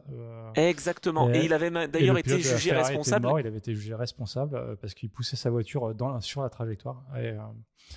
Et alors, tu sais que c'est rigolo parce que je fais toujours le lien avec Trajectoire. J'en suis désolé pour les auditeurs qui n'écoutent pas Trajectoire. C'est une erreur, une faute professionnelle, mesdames et messieurs. Je suis allé voir récemment Johnny Reeve, le podcast sortira bientôt, et il m'expliquait justement qu'il avait été l'un de ceux qui avaient soutenu justement Jean-Pierre Beltoise, qui a priori, ouais, c'était son très bon pote effectivement. Lui qui avait été tout vainqueur de Grand Prix et tout pilote de Formule 1 qu'il était, il avait été un peu voilà, dénigré. Bon, bref, parenthèse refermée pour les poussettes à réaliser. Les envols aussi et les soleils, ça on n'en voit plus normalement depuis 99. Et ben si, on en a vu, Geoffroy, avec la WR numéro 8. Donc là, effectivement, il y a la Courage 11 qui est hors course déjà après peu de tours. Et en fait, à 26 tours en l'occurrence. Et chez WR, la plus grosse alerte, en fait, c'est avant Mulsanne, où la numéro 8 décolle avec Patrick Gonin. Et lui, carrément, il retombe en fait sur le toit. Et il a de la chance. Mais toi qu'il n'y a pas ouais, en fait, c'est ça, sur l'arceau, quoi. Et à l'envers, il retombe sur l'arceau. Et en gros, il dit qu'il a eu de la chance parce qu'il n'a pas tapé de rail. Enfin, si tu veux, le choc n'a pas été amplifié par d'autres chocs latéraux. Mais lui, il s'en sort avec 4 côtes fracturées, fracture de l'omoplate, compression pulmonaire. Et il est transporté à l'hôpital directement, quoi. Et on aurait pu avoir un drame, quoi. Ouais, et t'as une WR et une Courage au tas, alors que la nuit n'a pas encore commencé. Enfin, c'est déjà compliqué. Et il y a des archives sur YouTube. Je vous invite à regarder ça parce que t'as une archive de Patrick Gonin qui est à l'hôpital et qui est interrogé. Vous allez voir pourquoi je rigole. C'est juste qu'en fait, il est donc bien sûr c'est Gérard Rolls qui fait le lancement. Vive le sport. Vive le sport. Et du coup, il fait le lancement et c'est Laurent Frédéric Bollet qui est tout jeune journaliste et qui interviewe Patrick Gonin sur son lit d'hôpital. Et la scène est un peu lunaire parce que tu vois, aujourd'hui, à la télé, tu verrais pas ça, quoi. Tu verrais pas une interview d'un pilote qui est sur son lit d'hôpital. Et en plus, le pauvre Patrick Gonin, il est dans son lit. Enfin, il peut pas bouger, tu vois. Je rappelle, fracture de l'omoplate, fracture de 4 côtes et compression pulmonaire, quoi. Enfin, je sais pas trop à quel moment c'est une bonne idée d'aller le voir, tu vois. Alors Patrick, c'est la forme. En fait, à la fin, ça se termine comme ça, quoi. En fait, LFB, je crois qu'il conclut en disant, vous voyez, finalement, bon, ça va bien pour Patrick Gonin. Bon, pas tant quand même, quoi. Et vive le sport. Allez, la bascule France Télé. Ouais, j'ai un petit truc à ajouter là-dessus. Tu sais, Geoffroy, quand on a préparé un petit peu ce podcast, tu m'as parlé de ce décollage et je t'ai dit, ouais, il est retombé dans la forêt. Ouais, tu m'as dit, mais non, j'ai regardé l'interview, il est retombé sur la piste. Et en fait, du coup, après, j'ai fait mes recherches aussi de mon côté. Et moi, je confonds avec un épisode qui s'est passé l'année d'après, en 96, où donc toi, c'est Patrick Gonin qui a décollé, c'est ça ? Moi, c'est William David, du coup, en 96, qui décolle en pleine nuit et qui, lui, retombe dans la forêt. Et les commissaires n'ont pas vu la voiture décoller. Donc, en fait, ils restent dans la voiture genre un quart d'heure ou 20 minutes en pleine nuit, en pleine forêt, avant que des gens viennent le chercher. En fait, on parle tout le temps du décollage des Mercedes CLR, mais il y a sûrement eu pire dans l'histoire, des choses dont il n'y a aucune image, il n'y a rien en fait là-dessus, à part des témoignages. Si vous tapez, vous retrouverez. Ce décollage a existé, mais rien n'existe dessus. Et lui, il s'en est sorti indemne, William David, il n'est plus jamais revenu aux 24 heures du Mans suite à cet accident. Et en fait, ce qu'il faut savoir, c'est que la WR, avait une carrosserie monocoque, c'est-à-dire que toute la carrosserie était en un seul tenant, et il s'est avéré qu'en fait c'était une caractéristique dangereuse. C'est ce qui a fait décoller Gonin en 95, c'est ce qui a fait décoller David en 96, et c'est ce qui a fait décoller Sébastien Enjolras en 97. Qui lui malheureusement donc, en perdu fait, la on a vie. eu 3 décollages, 3 années successives aux 24 heures du Mans des WR. Voiture hyper dangereuse, du coup on le sait maintenant, performante mais hyper dangereuse. Et c'est fou qu'en fait les alertes avaient eu lieu avant l'accident Enjolras. Il y avait eu 2 alertes les 2 années précédentes, quoi. C'est quand même incroyable. Et attends, et on est d'accord que ça se passe à l'endroit où il y avait l'anciennement la bosse avant d'arriver à Mulsanne. Donc en fait, alors il y a 3 endroits différents, je pense. Ouais. Le tien, d'après ce que tu disais, Geoffroy, je crois que c'est un petit peu avant la bosse. Ouais, dans le virage. Je crois que celui de William David, mais je dis peut-être une bêtise, il me semble que c'est avant la première chicane. Et Enjolras, lui, c'est avant le virage Porsche. Donc c'est ça. 3 endroits complètement différents. C'est ça. D'accord. Mais en tout cas, il y avait prise d'air potentiel et donc une fois que l'air s'engouffrait. En fait, la carrosserie partait. En fait, les 3 accidents, c'est la carrosserie qui s'est carrément désolidarisée de la voiture. Et comme elle est monobloc, et en fait, toute la carrosserie se barre et du coup, la voiture n'a plus de carrosserie, n'a plus aucun appui et s'envole. Mais ça, c'est. Oh punaise. Ok. C'est un vrai truc de. Comment dire, ce que tu viens de dire, le fait qu'on n'a pas d'image. Enfin, les commissaires même n'ont pas vu la voiture. Bien sûr. Marc Weber, l'envol du. Alors putain, c'est toi Julien qui est le spécialiste. Du jeudi soir. Quoi, c'est au warm-up le premier envol, non, l'envol du jeudi soir de Marc Weber, où il n'y a pas d'image. En fait, c'est potentiellement celui qui a été le plus haut. Enfin, ça, tu le décris très bien, on en parlera tout à l'heure. Il y a une photo, non? Non, celui-là, il n'y a pas d'image. On a que des images de la caisse. Il retombe sur ses roues, donc en fait, il n'y a rien du tout. Et en fait, Marc Weber, là, pour le coup, il décolle et potentiellement, il voit la cime des arbres. Enfin, c'est probablement le décollage le plus haut de Détroit, quoi. Et alors, qu'il n'y a aucune image. Oh, wow. Et tu sais, celui-là, je conclue avec ce décollage-là, mais Weber retombe sur ses roues. Les commissaires l'ont pas vu décoller et ils lui font ensuite des signes pour lui dire de se garer un petit peu mieux sur le bord, sur le bas-côté. Alors que lui, il est juste à monter à 15 mètres de haut, il est retombé, enfin la voiture, elle est plus du tout en état de rouler. Et les commissaires qui n'ont pas vu la scène, si on lui fait des signes avec le geste, genre avance, recule, un peu à droite, quoi. Le mec, il vient de voir le ciel 2 fois. Ah ouais. Waouh. Ah non, mais ça prouve quand même à quel point ça peut se passer vite, quoi, tout simplement. Ouais, c'est ça. Si t'as la tête tournée à ce moment-là, en effet, tu peux ne pas voir. Donc là, on est à peu près quoi, 4 heures dans cette course, donc on n'est pas au bout de nos surprises. Il commence un peu à pleuvoir, et là, on se rend compte qu'on a déjà perdu la Ferrari 333 SP, une Courage, une WR. Finalement, qui se retrouve à peu près dans le groupe de tête? Il y a quand même des McLaren qui doivent être par là, non? Alors, en fait, le pointage horaire, il est assez simple. Si tu prends tous les classements horaires des 24 heures du Mans 95, il y a une WR qui est en tête à la première heure, je crois. Et ensuite, je crois que les 23 autres points horaires, c'est des McLaren qui seront devant. En fait, la Courage ne sera jamais en tête. Et la deuxième alerte chez Courage, elle arrive juste là, en début de soirée, en fait, la numéro 13, la fameuse, avec Andretti notamment. Bah, lui, il part à la faute au niveau de l'enchaînement des virages Porsche, qui est encore la nouvelle portion à l'époque. Enfin, j'arrive jamais avec les noms de cet endroit-là, mais bref. Il revient sur un K8 Spider dont on a parlé tout à l'heure. Alors lui, il croit que c'est une voiture... en fait, ce qu'il raconte, c'est un peu pété. À un moment, il a une version où il dit qu'il revient sur la voiture sœur. Après, il dit qu'il croit que c'était un Spider d'une autre équipe. Enfin, en gros, il dit qu'il est surpris par la vitesse lente de la voiture, ce qui est assez vrai quand tu vois les images. Et bref, il sort, et il percute, ça, il sort là où Marc Genet décolle, où Loïc Duval Bien décolle. sûr, a décollé. Et, tout à fait. Il sort là, et en fait, caisse... juste après les Porsche. La caisse, elle est touchée, mais tu vois les images, oui, on voit que ça a touché, l'aileron arrière est parti. Il y a potentiellement une suspension si tu regardes juste les images, mais tu te dis, il repart, ça va rerouler, quoi. Et c'est le cas, il repart, il rentre au stand. Ouais, mais il met du temps, je crois. Alors, en fait, là, c'est du lourd. En fait, il rentre au stand. Et le truc, c'est que ils ont pas les pièces pour réparer. Il va mettre 29 minutes à repartir. Après, c'est Eric Hellary qui prend le volant. Mais il passe quasiment 30 minutes à changer les suspensions et la partie arrière au niveau carrosserie. Et là, la raison de ce remplacement qui s'éternise, elle est dingue. C'est qu'en fait, alors ça, je l'ai lu chez Paul Truswell, qui est un journaliste qui fait partie de l'équipe de Radio Le Mans, notamment avec John Hindo. Et en fait, il a interviewé Jason Thompson, qui est un mécanicien, qui était un mécanicien anglais de l'équipe Courage à l'époque. Et lui, il dit, on avait tout préparé. On avait un mulet, en gros, on avait une autre bagnole complète avec toutes les pièces. Donc, s'il faut prélever une suspension, par exemple, on peut la prendre sur cette voiture-là et l'installer sur la nouvelle. Et il dit, en l'occurrence, tout ça, on savait le faire. Et la partie suspension, en 7-8 minutes, on pouvait la changer. Sauf qu'en fait, le mulet avec toutes les pièces, écoute-moi bien, le vendredi soir ou le samedi matin, je sais pas quand, le trucky, en fait, le mec qui s'occupe de toute la gestion, de comment est organisé le stand, etc., le chauffeur du poids lourd, quoi, il s'est dit, mais ça gêne un peu cette caisse quand même. Donc je vais la ramener à l'atelier Courage. Et donc ils ont ramené la caisse, le mulet, ils l'ont ramené à l'atelier Courage, qui n'était pas dans le technopark, en fait, qui était qui était à l'extérieur du circuit. Donc quand il y a eu l'accident, premier réflexe, les mécaniciens se sont dit, ok, on va aller prendre les pièces sur la caisse, mais elle est où la caisse? Et l'autre il fait, elle est à l'atelier. Faut aller la chercher. Donc le temps qu'ils aillent la chercher, qu'ils la ramènent, déjà c'est un exploit d'avoir passé les 30 minutes, quoi. Alors, mais c'est pas vrai. J'ai un petit complément par rapport à ça que j'ai lu d'une interview de Dominique Mélian. Alors Dominique Mélian, à toi Anthony, tu dois bien le connaître, hein, qui était évidemment. Alors on le nomme le chef, et en fait Dominique Mélian, lui, il a la particularité d'avoir créé le CERT, le Suzuki Endurance Racing Team à moto en endurance.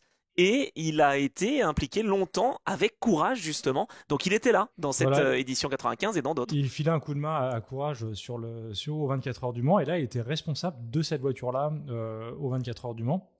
Et lui, alors en gros, pour revenir sur l'accident c'est quoi sa version? Andretti s'en veut beaucoup de sa sortie. Il se juge auto-responsable.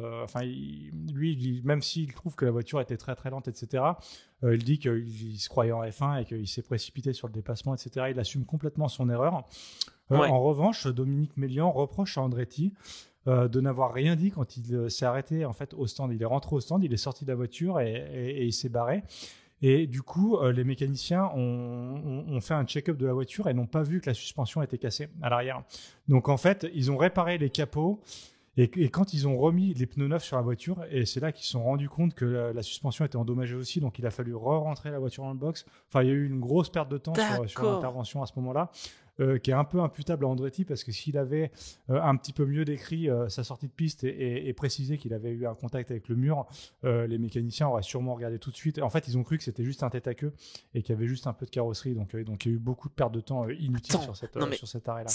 Ce qui est dingue, c'est que donc Andretti arrive sur un pilote qui est un petit peu moins rapide, c'est vrai, il part en tête à queue parce qu'il met un coup de frein en mettant du volant, donc forcément ça a glissé, et il vient toucher à l'arrière droit. Et en fait, dans l'arrêt au stand, tu te rends compte qu'il change l'aileron, et il s'occupe de changer les freins à l'arrière gauche notamment, et il s'occupe pas trop de l'arrière droit. Non mais c'est assez dingue. C'est vrai que pourtant tu la vois que la roue elle est pas... Ce qu'on peut préciser, c'est qu'aujourd'hui, quand il y a un accident comme ça, tu as au moins 3 caméras qui l'ont filmé et tu as des replays. Quand la voiture arrive au stand, les mécaniciens savaient exactement ce qui s'est passé. À l'époque, je pense que quand la voiture est rentrée, ils n'avaient pas encore vu les images de l'accident. Donc ils sont un peu dans l'expectative. Et là, le retour du pilote, en effet, était très important à cette époque-là. Et un autre facteur, si on veut vraiment... Cet épisode, c'est la masterclass de Le Mans 95. Si on veut être complet, il y a un autre facteur, et ça correspond, ça répond à ce qu'on a dit avant. Rappelez-vous, la 12, elle est pas qualifiée, puisqu'elle n'est pas conforme, elle n'est pas au poids. En fait, ce qui se passe, c'est que les mécaniciens de la 12, du coup, l'équipe qui est dédiée à la préparation de la 12, ils n'ont plus rien à faire, puisque la caisse, elle n'est pas autorisée à prendre le départ. Donc en fait, chez Courage, ils décident, plutôt que de dire, les gars, du coup, vous avez 24 heures de libre, ça se passe bien, en fait, ils décident de répartir les mécaniciens dans les deux équipes. Ce qui fait que la 13, notamment, quand elle rentre à son box, il y a 1,5 fois le personnel habituel qui rôde autour de la caisse. Sachant que le mécanicien, un des mécaniciens qui est un peu en lead, c'est Jason Thompson, donc le mec dont je vous ai parlé. Lui, il est anglais, il parle pas un mot de français. Et les autres gars, c'est des français et ils parlent pas un mot d'anglais.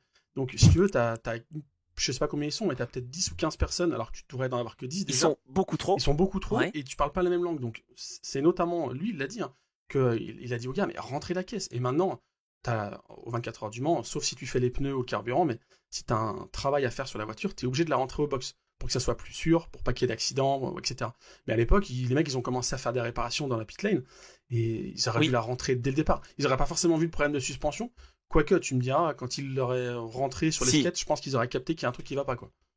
Mais tu vois, c'est un des éléments qui contribue aussi au fait que l'arrêt s'est éternisé, quoi.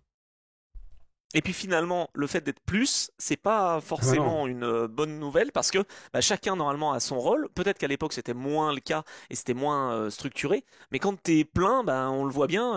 Qu'est-ce que tu fais? Attends, mais toi. Et donc il y a des politesses, il y a tout ça et on perd du temps, quoi. Exactement. Donc voilà, c'est un des éléments. Donc là, Courage, elle perd du temps. Elle perd donc 30 minutes au stand. Quand Eric Hellary repart, clairement, ce handicap, elle le rattrapera, mais pas totalement puisqu'elle finit à 3 minutes. J'anticipe un peu sur la fin, mais il y a la McLaren F1 qui gagne. Et deuxième, c'est cette Courage numéro 13 qui échoue à 3 minutes. Alors, officiellement, si tu regardes le classement, si tu vas sur Wikipédia, elle est mise à un tour parce qu'en 95, je ne sais pas pourquoi les dirigeants de la CO avaient fait ça, le drapeau à damier était abaissé à 16h. Il n'était pas abaissé devant la voiture qui finissait en premier une fois qu'on avait passé le cap des 16h.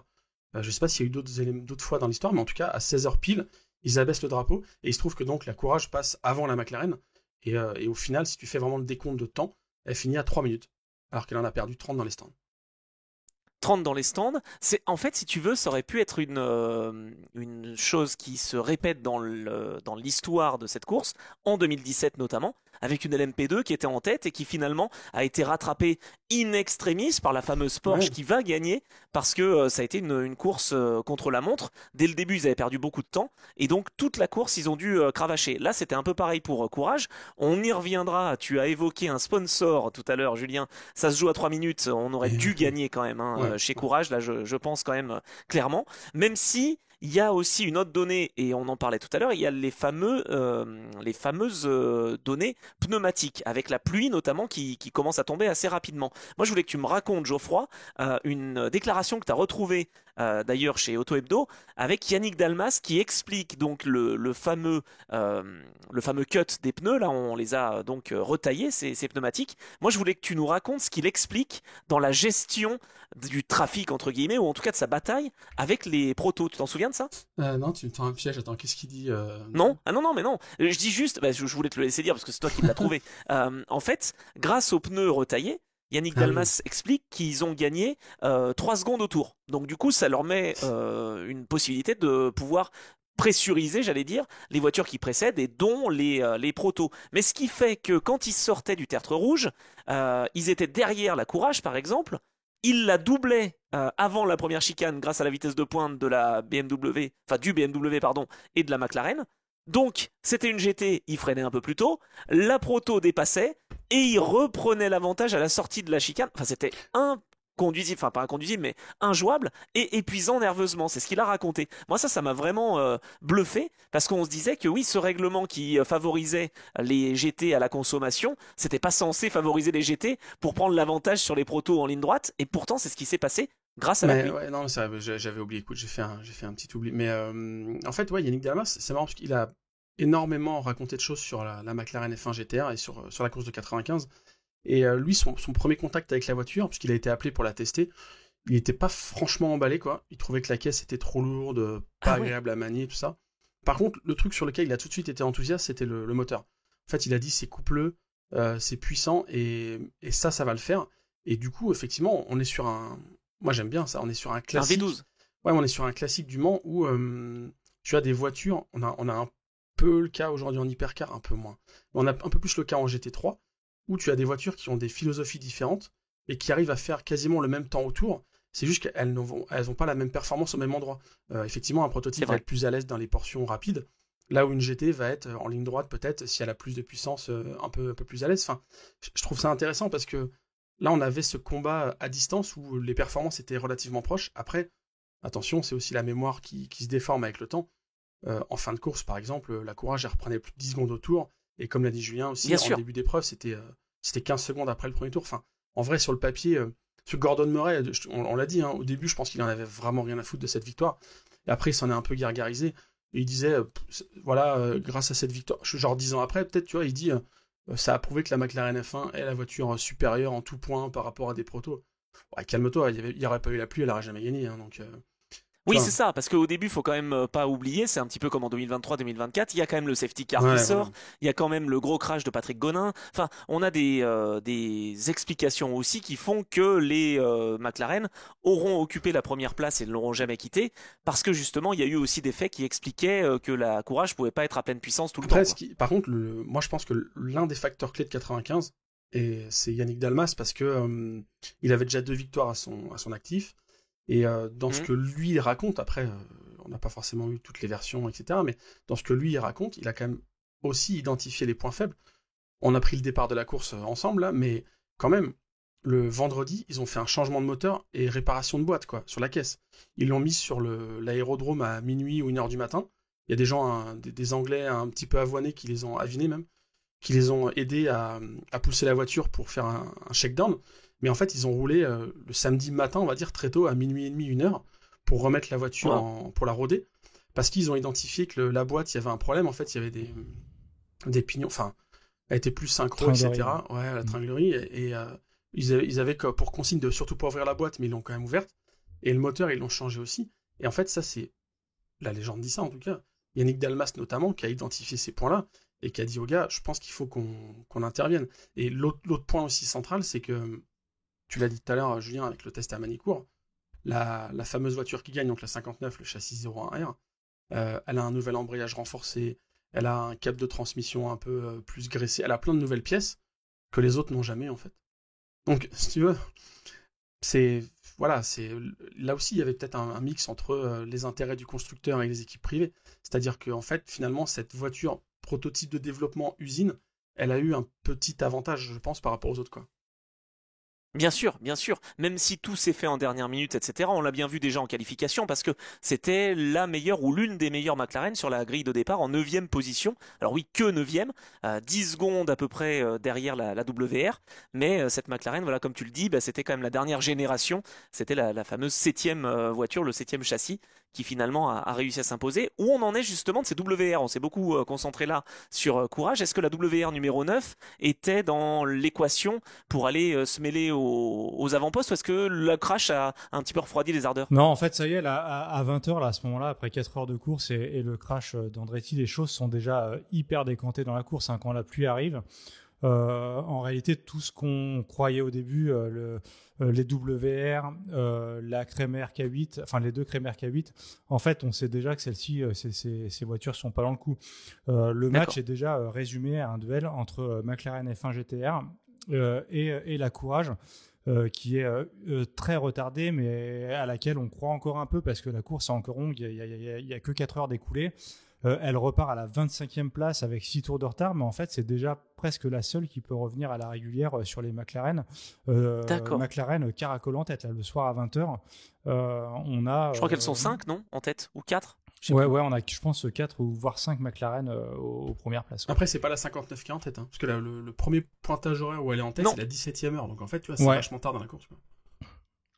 17e heure d'ailleurs, heure où la WR numéro 9 va finalement devoir bien abandonner sur un problème mécanique. C'est vrai que ça c'est quand même frustrant. Les WR ne verront donc pas l'arrivée.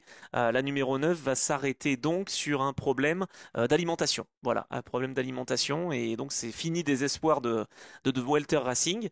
On a donc cette remontée et cette lutte à distance entre la Courage C34 et les McLaren. Bon, cette Courage, elle allait y arriver finalement. Il y a une petite erreur d'Andretti, il y a peut-être des petites choses qui se mettent en travers du chemin. Cette Courage, elle est pas loin de reprendre la première place, mais qu'est-ce qui se passe justement dans la dernière heure? Parce qu'on va avancer évidemment là-dessus. Est-ce qu'il y a autre chose à dire avant? Et puis après, sinon, on peut parler de ça. Ouais, en fait, les pilotes Courage font une nuit exceptionnelle. Alors, pour pondérer un petit peu, on a tendance sur cette édition 95 à dire que c'est Andretti qui a fait perdre à Courage.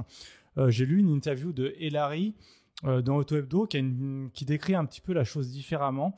Lui trouve qu'Andretti a fait une super course. Alors, mis à part, il a fait en effet une erreur un peu de précipitation sur un dépassement, mais en dehors de ça, il a fait une nuit exceptionnelle sous la pluie. Avec Elari. Et Elari, lui, a plutôt tendance à dire que si Andretti est sorti, c'est parce que Volek était lent. Et que en fait il a un peu surconduit, les deux ont surconduit un peu pour compenser la lenteur de Bob Volek, qui était il est vrai un petit peu en fin de carrière à ce moment-là.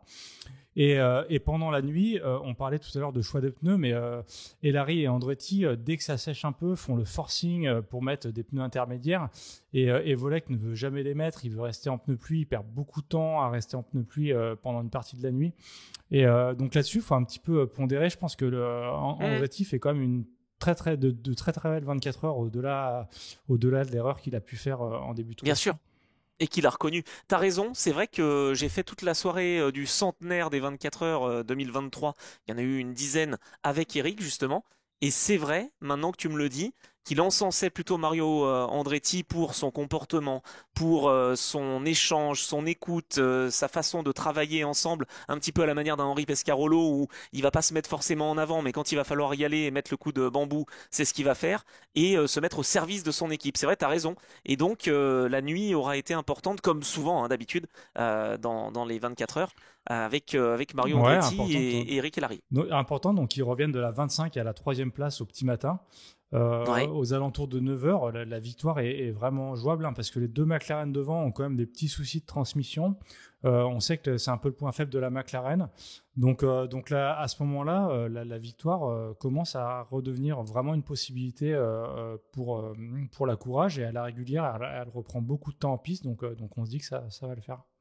Et si je dis pas de bêtises, peut-être vous me corrigerez, messieurs, mais je crois qu'à un moment donné, cette Courage C34, je ne veux pas être corrigé, mais si vous le voulez, vous pouvez. Cette Courage C34, je crois qu'elle prend la première place, et donc, ce qui va arriver arriva. Une décision pour faire plaisir à des sponsors. Alors, je sais pas si c'est Texaco ou si c'est un sponsor japonais qui était sur une Courage C41 et qui donc voulait être sur la voiture qui allait être victorieuse. En tout cas, toujours est-il qu'on va opter pour le changement du capot. Et alors là, catastrophe, parce que sur ce capot, il y avait un fameux logo, je ne sais plus de quelle entreprise. Texaco, c'est ça. Non, mais ça, c'est quand même dingue. C'est-à-dire qu'en fait, on n'a pas collé un sticker. Là, c'est un peu pareil que le truc qui va ramener l'accident de la veille, quand ils ont été chercher les pièces, comme disait Geoffroy, dans l'usine Courage, ils ont ramené un capot vierge, qui était vierge, ou en tout cas sur lequel il manquait quelques sponsors, dont le Texaco. Texaco, Avoline. Et le truc fou dans cette histoire, c'est qu'à chaque arrêt, à plusieurs aérostands, un mécanicien a essayé de coller un sticker Texaco sur le capot, et avec la pluie et l'humidité, ça tenait pas. Il se décollait, et à la voiture, quand elle revenait au stand, à chaque relais, le sticker était barré. Donc à un moment, le sponsor a gueulé en disant votre sticker tient pas, mettez quelque chose qui tient la route.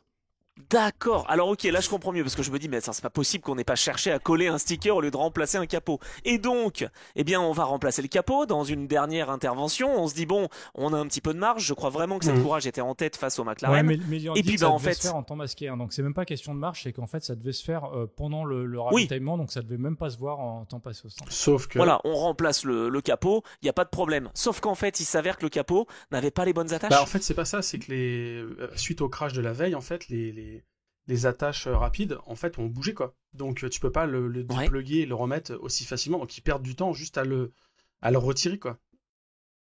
D'accord. Et attends, mais ils perdent énormément de temps, parce que je crois que de mémoire, ils perdent plus de 3 minutes. Je crois que l'arrêt au stand dure 3 ou 4. Moi, j'avais 4, mais de toute façon, ça s'est lancé. Et il y a une superbe photo, du coup, dans l'article sur Endurance Magazine, où j'ai une photo d'époque de Dan Morgan, c'est un photographe avec qui je bosse souvent sur Endurance Mag, où il y a une photo de la caisse en fin d'épreuve, où tu la vois, parce que 95, c'est une année où les voitures étaient particulièrement sales à cause de la pluie, de tout ce qu'elles pouvaient ramasser sur le circuit. Donc tu vois la caisse qui est vraiment très sale sur la partie avant, et à partir du capot, le capot arrière est tout neuf, quoi. Il est blanc avec le sponsor Texaco, tout ça bien visible, mais bon, ça sert à rien, il gagne pas, quoi. Ah, c'est dingue, c'est vraiment incroyable. Voilà, ouais, c'est cette Courage, enfin franchement, il y avait vraiment de quoi faire. Et la fin du match, surtout, c'est aussi la bataille entre la McLaren Harrods, on va l'appeler comme ça, celle qui est jaune et verte, la jaune, la 51, et la Ueno Clinique japonaise, enfin la noire, où vraiment ça aurait pu basculer d'un côté comme de l'autre. Ça n'a pas basculé pour la jaune. Pourquoi ? Je le disais tout à l'heure. Déjà, peut-être une raison pneumatique. Je crois qu'ils n'étaient pas avec les mêmes pneus, justement, que la voiture. Non, ils étaient avec Goodyear. Et deux, il se trouve que Justin Bell aussi, donc le fils de Derek Bell au volant, apparemment, la nuit, avec les conditions de pluie, n'était pas ultra à l'aise. Et donc, ils ont aussi perdu du temps à ce moment-là. En fait, finalement, tu vois, plus on fait l'épisode, plus je me rends compte que 95, c'est pas mal, en fait. Il y a des éléments comme... C'est un grand classique, quoi. Ou celle-ci, j'aurais pu... Non, mais Derek Bell avec son fils, ça aurait été énorme, quoi. Mario Andretti qui gagne Le Mans, j'aurais kiffé aussi, bien sûr. Mais franchement, la McLaren Harrods, qui du coup est, entre guillemets, moins rentrée dans la légende, puisqu'elle n'a pas gagné Le Mans, bien sûr, quand même... Enfin, était à deux doigts de le faire, quoi. Non, mais c'est sûr. Et attends, je crois même qu'il y a eu un problème parce que j'ai de mémoire commenté pour Motorsport TV à l'époque toutes les décennies Ah oui, et c'est vrai. toutes les courses justement de l'histoire des 24 heures avec LFB, t'en parlais tout à l'heure. Et je crois me souvenir qu'il y a un problème de transmission sur la fin Ouais, de la course, justement sur la McLaren numéro 51, transmission qui avait, comme tu l'as dit, été un petit peu modifiée sur la en 59. fait, c'est ça, ils ont des consignes, enfin, Derek Bell, il a des consignes de conduire sans embrayage ou avec l'embrayage. Enfin, en fait, ils savent plus trop quoi faire. Mais l'embrayage, il est fumé, Ouais. quoi. Et du coup, il perd beaucoup, beaucoup de temps autour. Et on le voit, en fait, Dalmas passe 2 fois à Derek Bell. Une fois parce qu'il revient au rythme sur lui. Et la seconde fois, je crois qu'il a fait un arrêt au stand, il revient une nouvelle fois. Mais la différence de rythme, elle est violente, quoi. En fait, la jaune, elle est vraiment aux abois à la fin, quoi. Ouais, c'est dingue. Et donc, victoire historique maintenant, après coup, pour McLaren, tu l'as dit, pour sa première participation, Geoffroy, et comme Ferrari en 1949, avec donc Yannick Dalmas, Mazanori Sekija, qui est loin d'être un pilote bronze, hein, vous l'aurez bien compris, et Gigi Leto, le pilote finlandais. Donc, victoire d'une Grand Tourisme, et on tourne vraiment cette page de l'ère groupe C pour aller se mettre vers une page GT, mais un petit peu modifiée jusqu'à l'arrivée d'Audi en 2000 et justement bah, la domination.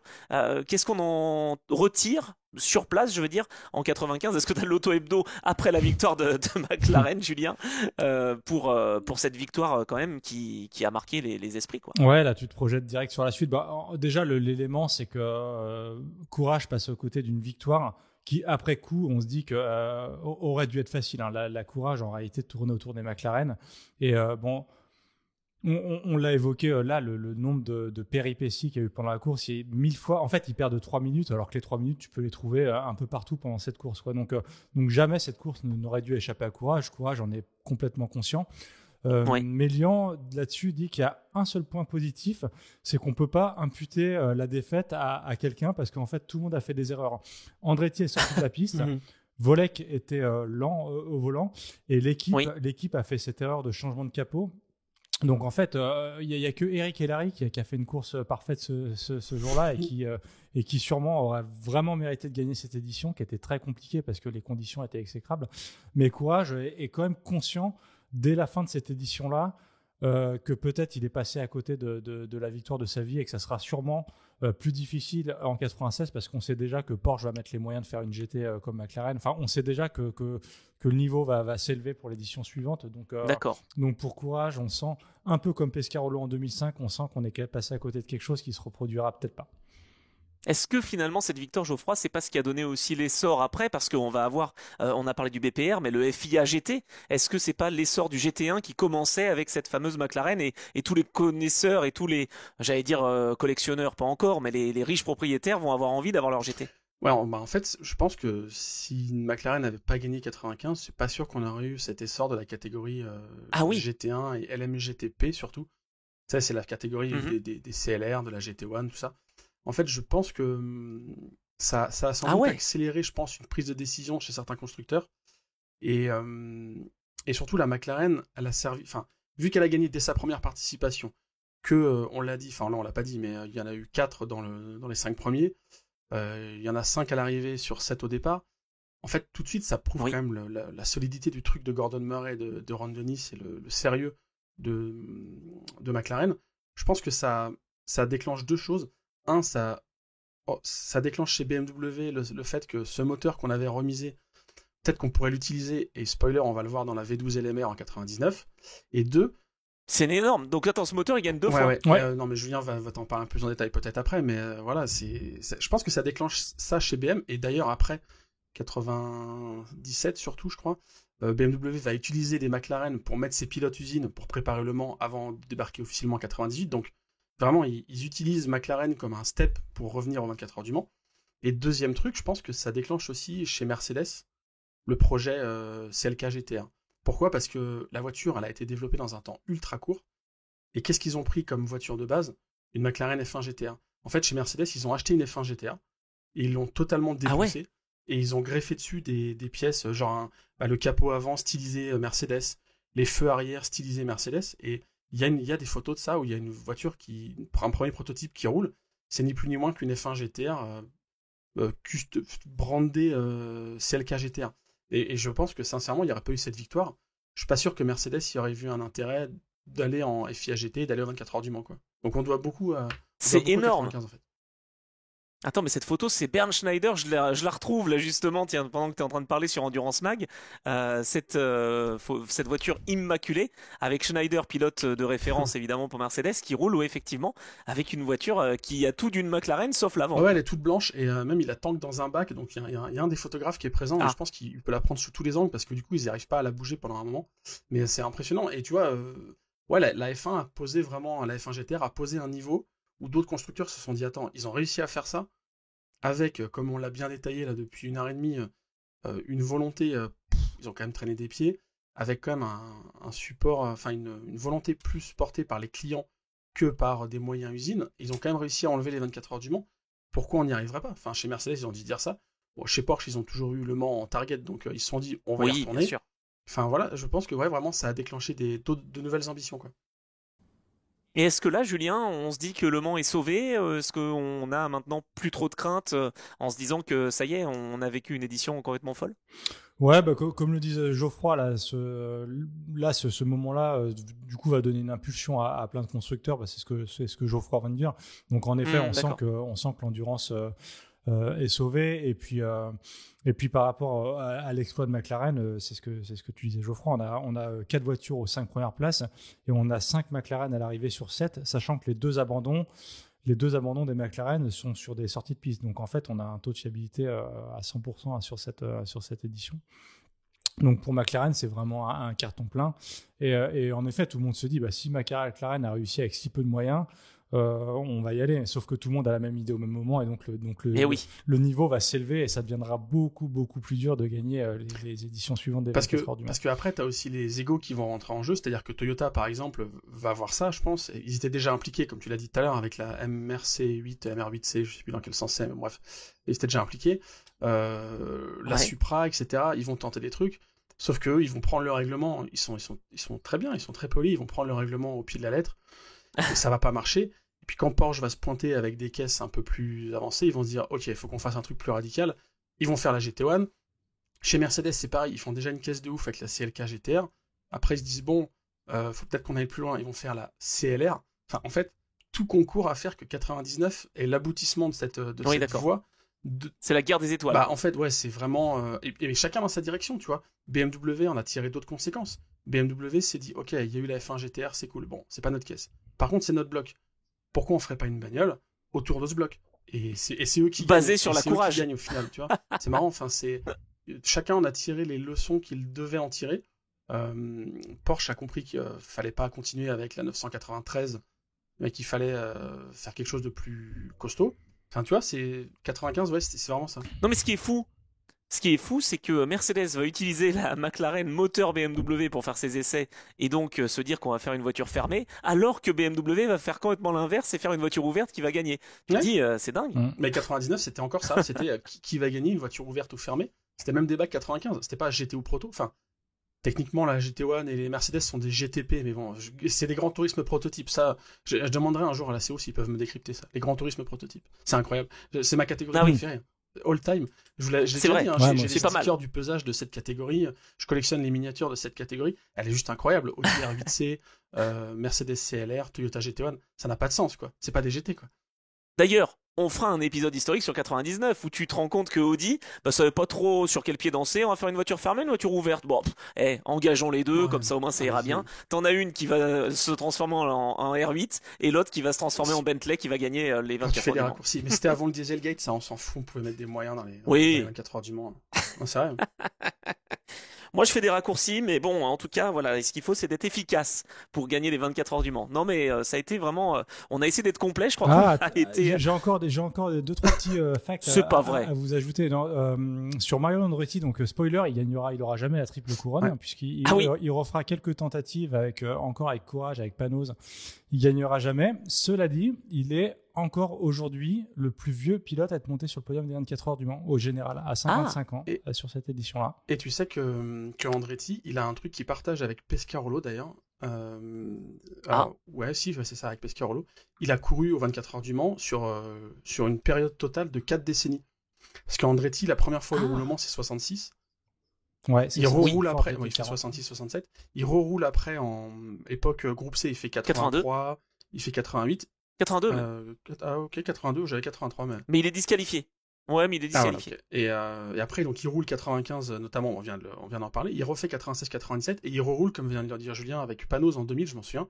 Et du coup, si tu prends juste les décennies, ça fait il s'est engagé sur 4 décennies différentes. Et Henri Pescarolo, Pas mal. notamment, a aussi cette stat. Et en 2000, c'est bien aussi quand tu regardes que les noms. Hein. Les noms de famille, t'as Brabham, Magnussen et Andretti sur la même voiture. Si tu C'est regardes bien. que les noms de famille. Oh, ça va, David Brabham et Yann Magnussen, c'est pas non plus des peintres, quoi. Ouais, d'accord. Mais enfin bon, Jack Brabham, c'est quand même oui. plus parlant que Et David. puis, tu Voilà, voudrais ce que peut-être je veux Kevin dire. Magnussen aussi. Bah, à l'époque, il était peut-être un peu plus Et fier, Kevin, ouais. voilà, c'est beaucoup Ok. plus parlant. Non, non, non, non. C'est pas ce que je voulais dire. Bon, et Thomas Bicher, alors, tu m'en as pas parlé, Ouais, Thomas Geoffroy. Fischer, bah en fait, Tu m'avais c'est dit que t'avais... non, mais c'est une anecdote j'allais dire, qui est assez connue. Je sais pas. Je m'adresse à des Ah, spécialistes. Alors peut-être que vous avez l'anecdote de Thomas Fischer avec sa McLaren F1. Mais en gros, lui, donc banquier allemand, un des premiers clients de la McLaren F1.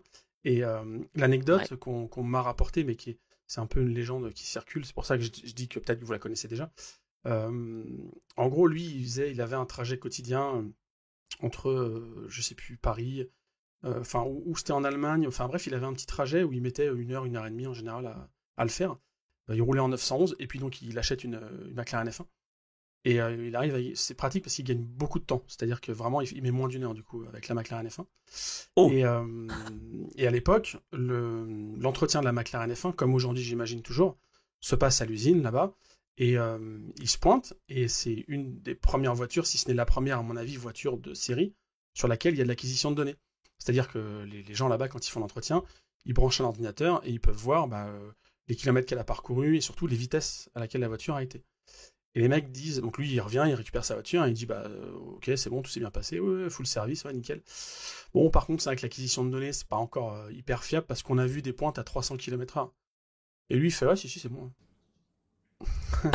Donc en fait, il a roulé à plus de 300 sans doute sur l'autobahn, hein. On va dire que c'est pas en France. sur route ouverte. Ouais, c'est bon, il y a prescription. Mais en tout cas, il a clairement dit que ouais, il avait fait des trajets. Donc il avait un trajet de Cologne à Francfort. Ouais, c'est ça, c'est Cologne à Francfort. Donc je crois que c'est à peu près 190-200 bornes. Et ouais, c'était moins d'1 heure, quoi. En 23 Ouais. minutes 12. Non mais c'est un truc de fou parce que les gars à l'usine se sont dit, mais non, c'est nos capteurs qui sont défectueux, quoi. Et lui, il a dit, ah non, ils sont bons, ouais. Ouais. 300, Non, ouais, ils je sont les ai bons. tapés, 320 même. Énorme. On peut dire que la McLaren est le Concorde finalement de la piste, ou de Ouais, la non, route. franchement, ça devait être... Après, moi, j'adore les histoires comme ça de voitures de course, là, on peut dire, hein, sur la route, puisque la McLaren F1, qu'elle soit F1 ou F1 GTR, franchement, on est quand même sur une voiture assez identique. En termes de performance, en tout cas, c'est assez violent. Moi, j'adore quand tu as des histoires comme ça où les Anglais sont un peu coutumiers du fait aussi.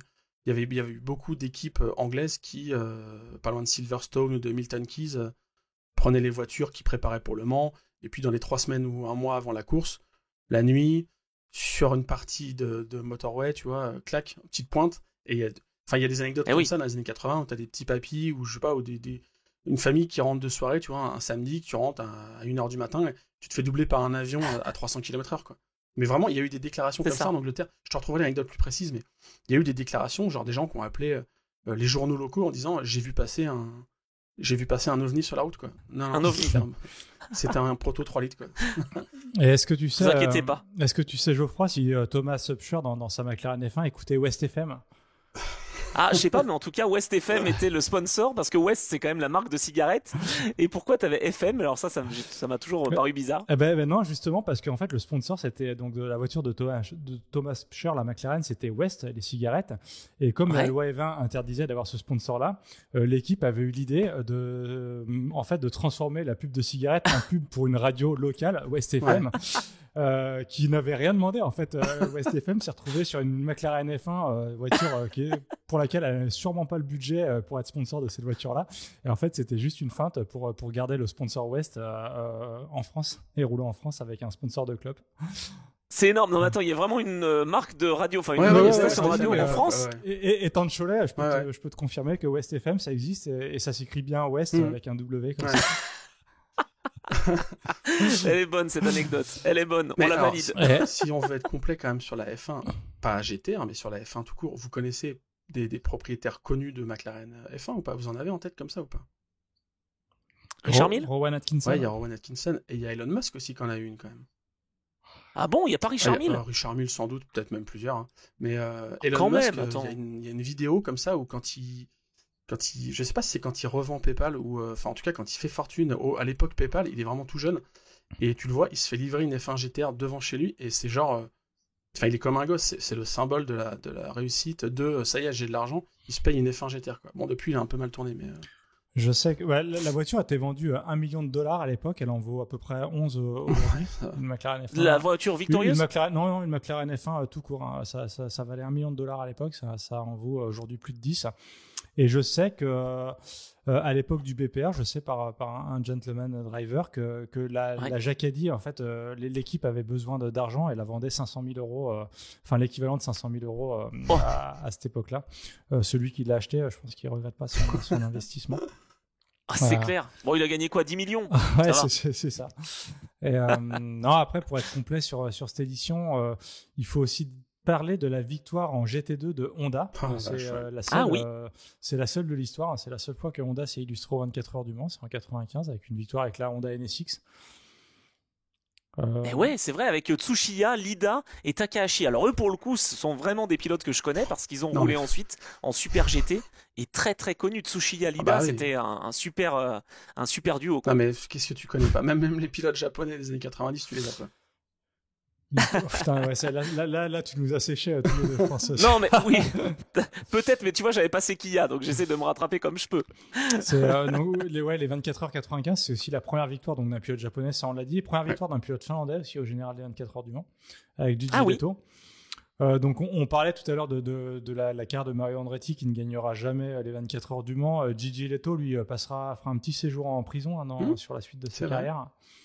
Oh, j'avais oublié ça. Ouais, pour homicide involontaire, il a.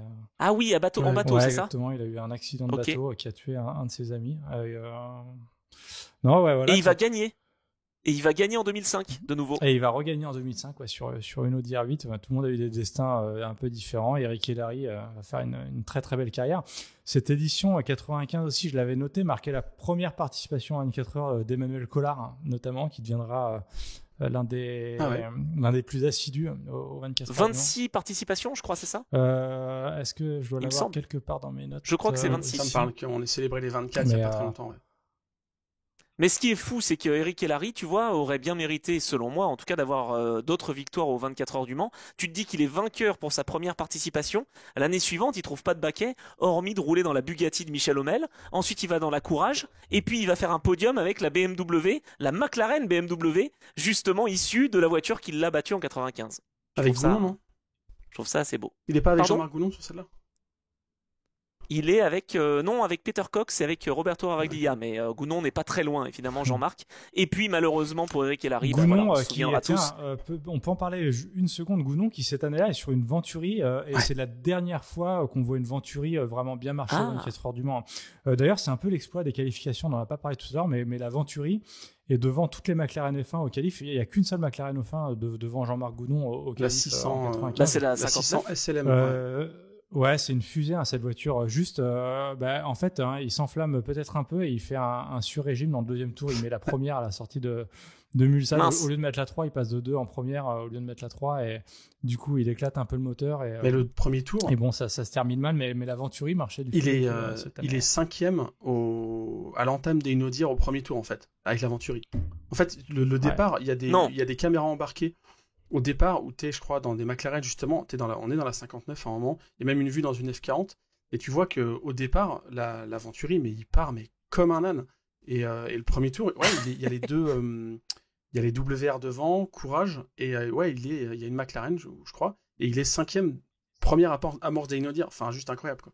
Ouais. Mais ça dure pas longtemps. Il est trop fort. Jean-Marc Gounon, je lui en parlerai dans Trajectoire. En fait, là, dans les comptes rendus d'Auto-Hebdo, tout le monde est super content de voir une Venturi au niveau des McLaren et en fait ça resterait un peu sans lendemain quoi. C'est vrai que plus jamais on verra une Venturi bien marcher comme ça en championnat quoi. C'est vrai. Et donc, j'allais dire que Eric Hellary, finalement, il est un peu lié, malgré lui, hein, j'allais dire, à ses occasions manquées. 95, deuxième avec la Courage, et 2005, eh bien, avec la Pescarolo, il est Non. pour rien, mais il n'y aura pas de victoire en 2005 avec Soheil Ayari et En Sébastien Loeb. 2005, c'est pas de sa faute. Non, non, Ah bon? C'est pas qui c'est qui? Ce n'est pas la faute de Sébastien Loeb, en tout cas d'après Henri Pescarolo.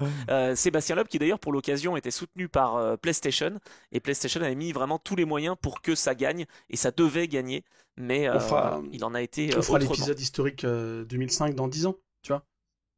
Bien sûr, voilà, On fera ça. exactement. Ça sera intéressant.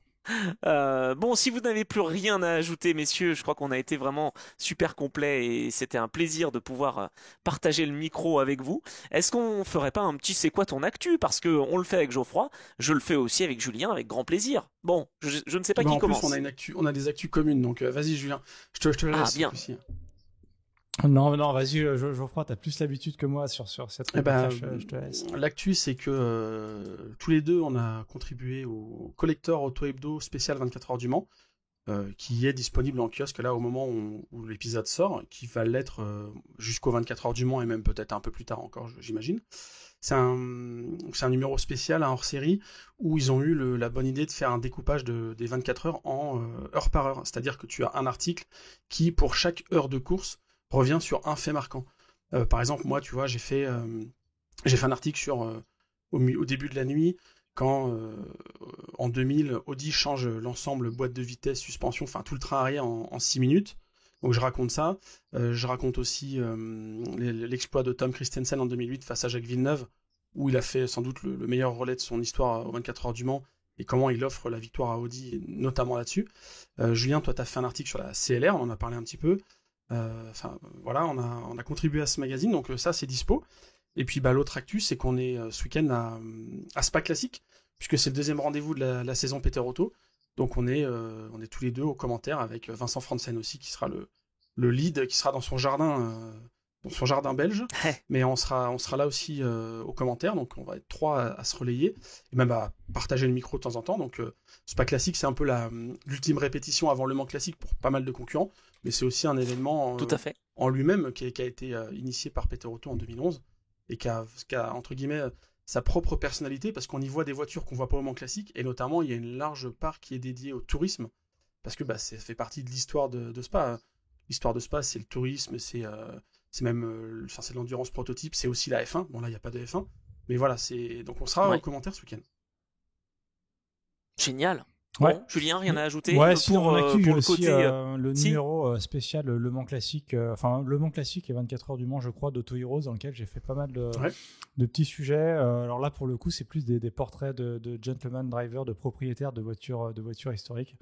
Voilà, c'est un numéro qui sera, je pense, un assez bon guide pour les 24 heures du Mans, avec une interview de Mark Wayun aussi.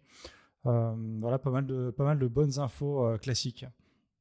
Trop bien, trop bien. Bon, écoutez, fantastique. J'allais dire, voilà, amusez-vous bien Et toi, Anthony, en Belgique. t'as de l'actu? Et moi, mon actu cette semaine, je suis en train de me préparer pour les épreuves de Formule 2, Formule 3 à Monaco, parce que oui, c'est un grand week-end évidemment que l'on va vivre, donc ça sera sur Canal+.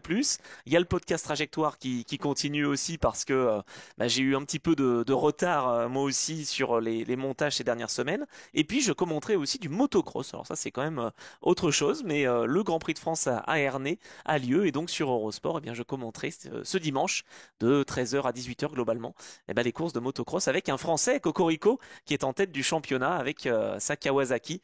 Et c'est une équipe que connaît bien Kimi Raikkonen, voilà, puisque il est aussi impliqué en motocross, notre cher Kimi. Donc voilà un petit peu mon programme pour les jours qui arrivent. Et puis évidemment, je continue de me préparer pour les 24 heures du Mans, parce que ça approche, mine de rien. Nickel. Écoute, en plus, pour les 24 heures du Mans, on va pas spoiler à l'avance ce qu'on va faire, mais normalement, il y aura de l'invité sympa. On peut pas le dire à l'avance si jamais Voilà. il nous lâche, mais bon. Normalement, on a de l'invité sympa. On devrait être encore sur le muret des stands. On fera des petites photos, des petites vidéos pour, pour les réseaux aussi. Toujours on pourrait sympa. avoir avec Et nous puis, comme invité un triple vainqueur, c'est ça qu'on peut dire. Voilà. Ça serait pas mal. Normalement, Ça serait c'est pas bon. mal. Maintenant, Voilà. lequel? On ne sait pas, mais normalement ça serait pas mal. Si on le sait, mais on peut pas forcément le dire. Et puis Julien, tu seras aussi aux 24 heures du Mans, donc j'espère qu'on aura l'occasion de partager le micro sur la plateforme officielle des 24 heures, enfin du WEC, et sur le streaming, enfin sur la, comment on dit, Live la stream, chaîne l'app, officielle, voilà. l'app du WEC. Voilà. Oui, sur l'application. Voilà, exactement. Bon, et ben, c'était un plaisir en tout cas. Voilà, Julien Ergaud, directeur de l'agence Classique Média. Je le disais, agence de communication spécialisée dans l'auto historique. Et donc, tu as de quoi t'occuper avec toutes les épreuves Peter Auto, avec les épreuves HVM, avec le Tour de Corse historique. Enfin, il y a plein de choses et d'autres qu'on ne peut pas encore évoquer, mais qui se trament évidemment. Geoffroy, bon, Endurance Mag, ça on le sait, et bien d'autres publications, Auto Hebdo entre autres. Et donc, bah, nous, on se retrouve la semaine prochaine, à 2 seulement, Geoffroy. Ouais, bah On n'a écoute, pas des invités tout le temps. tout sera fade après cet épisode, mais bon, on essaiera quand même de faire le job, quoi. Tout sera plus court parce que tu sais que c'est notre épisode référence. Ça y est, on va s'approcher des 2 heures. En tout cas, tous les deux, vous me refaites ma culture moderne de l'endurance. Je vous avoue que j'ai regardé ça d'un tout petit peu plus loin ces derniers temps. Là, je vous écoute assidûment et grâce à vous, je suis en train de bien accrocher les wagons. Et si vous voulez, je peux vous aider à finir cet épisode sur un quiz sans donner la réponse. Comme ça, on laisse aux auditeurs répondre en commentaire sur YouTube. J'ai un petit quiz là, relative à l'édition 95. Cette édition marquait une grande première sur l'aspect extra-sportif. Voilà, je vous laisse deviner lequel. Quelque chose qui perdure jusqu'à aujourd'hui. Tu te rends compte qu'on a un invité qui prépare un quiz, enfin qui prépare un truc pour... C'est énorme. C'est énorme. Pour les 2 gars qui font d'habitude le podcast, on n'a même pas la réponse et on la donnera la semaine prochaine. C'est beau. Trouver un lot pour celui qui trouvera. Ah merde, ok. Ça, je vous laisse pour la dotation. Et ben on reviendra la semaine prochaine avec ça. En attendant, et ben j'espère que les auditeurs sont de plus en plus heureux justement de retrouver donc des détails, des anecdotes, des épisodes à la fois historiques et à la fois actuels.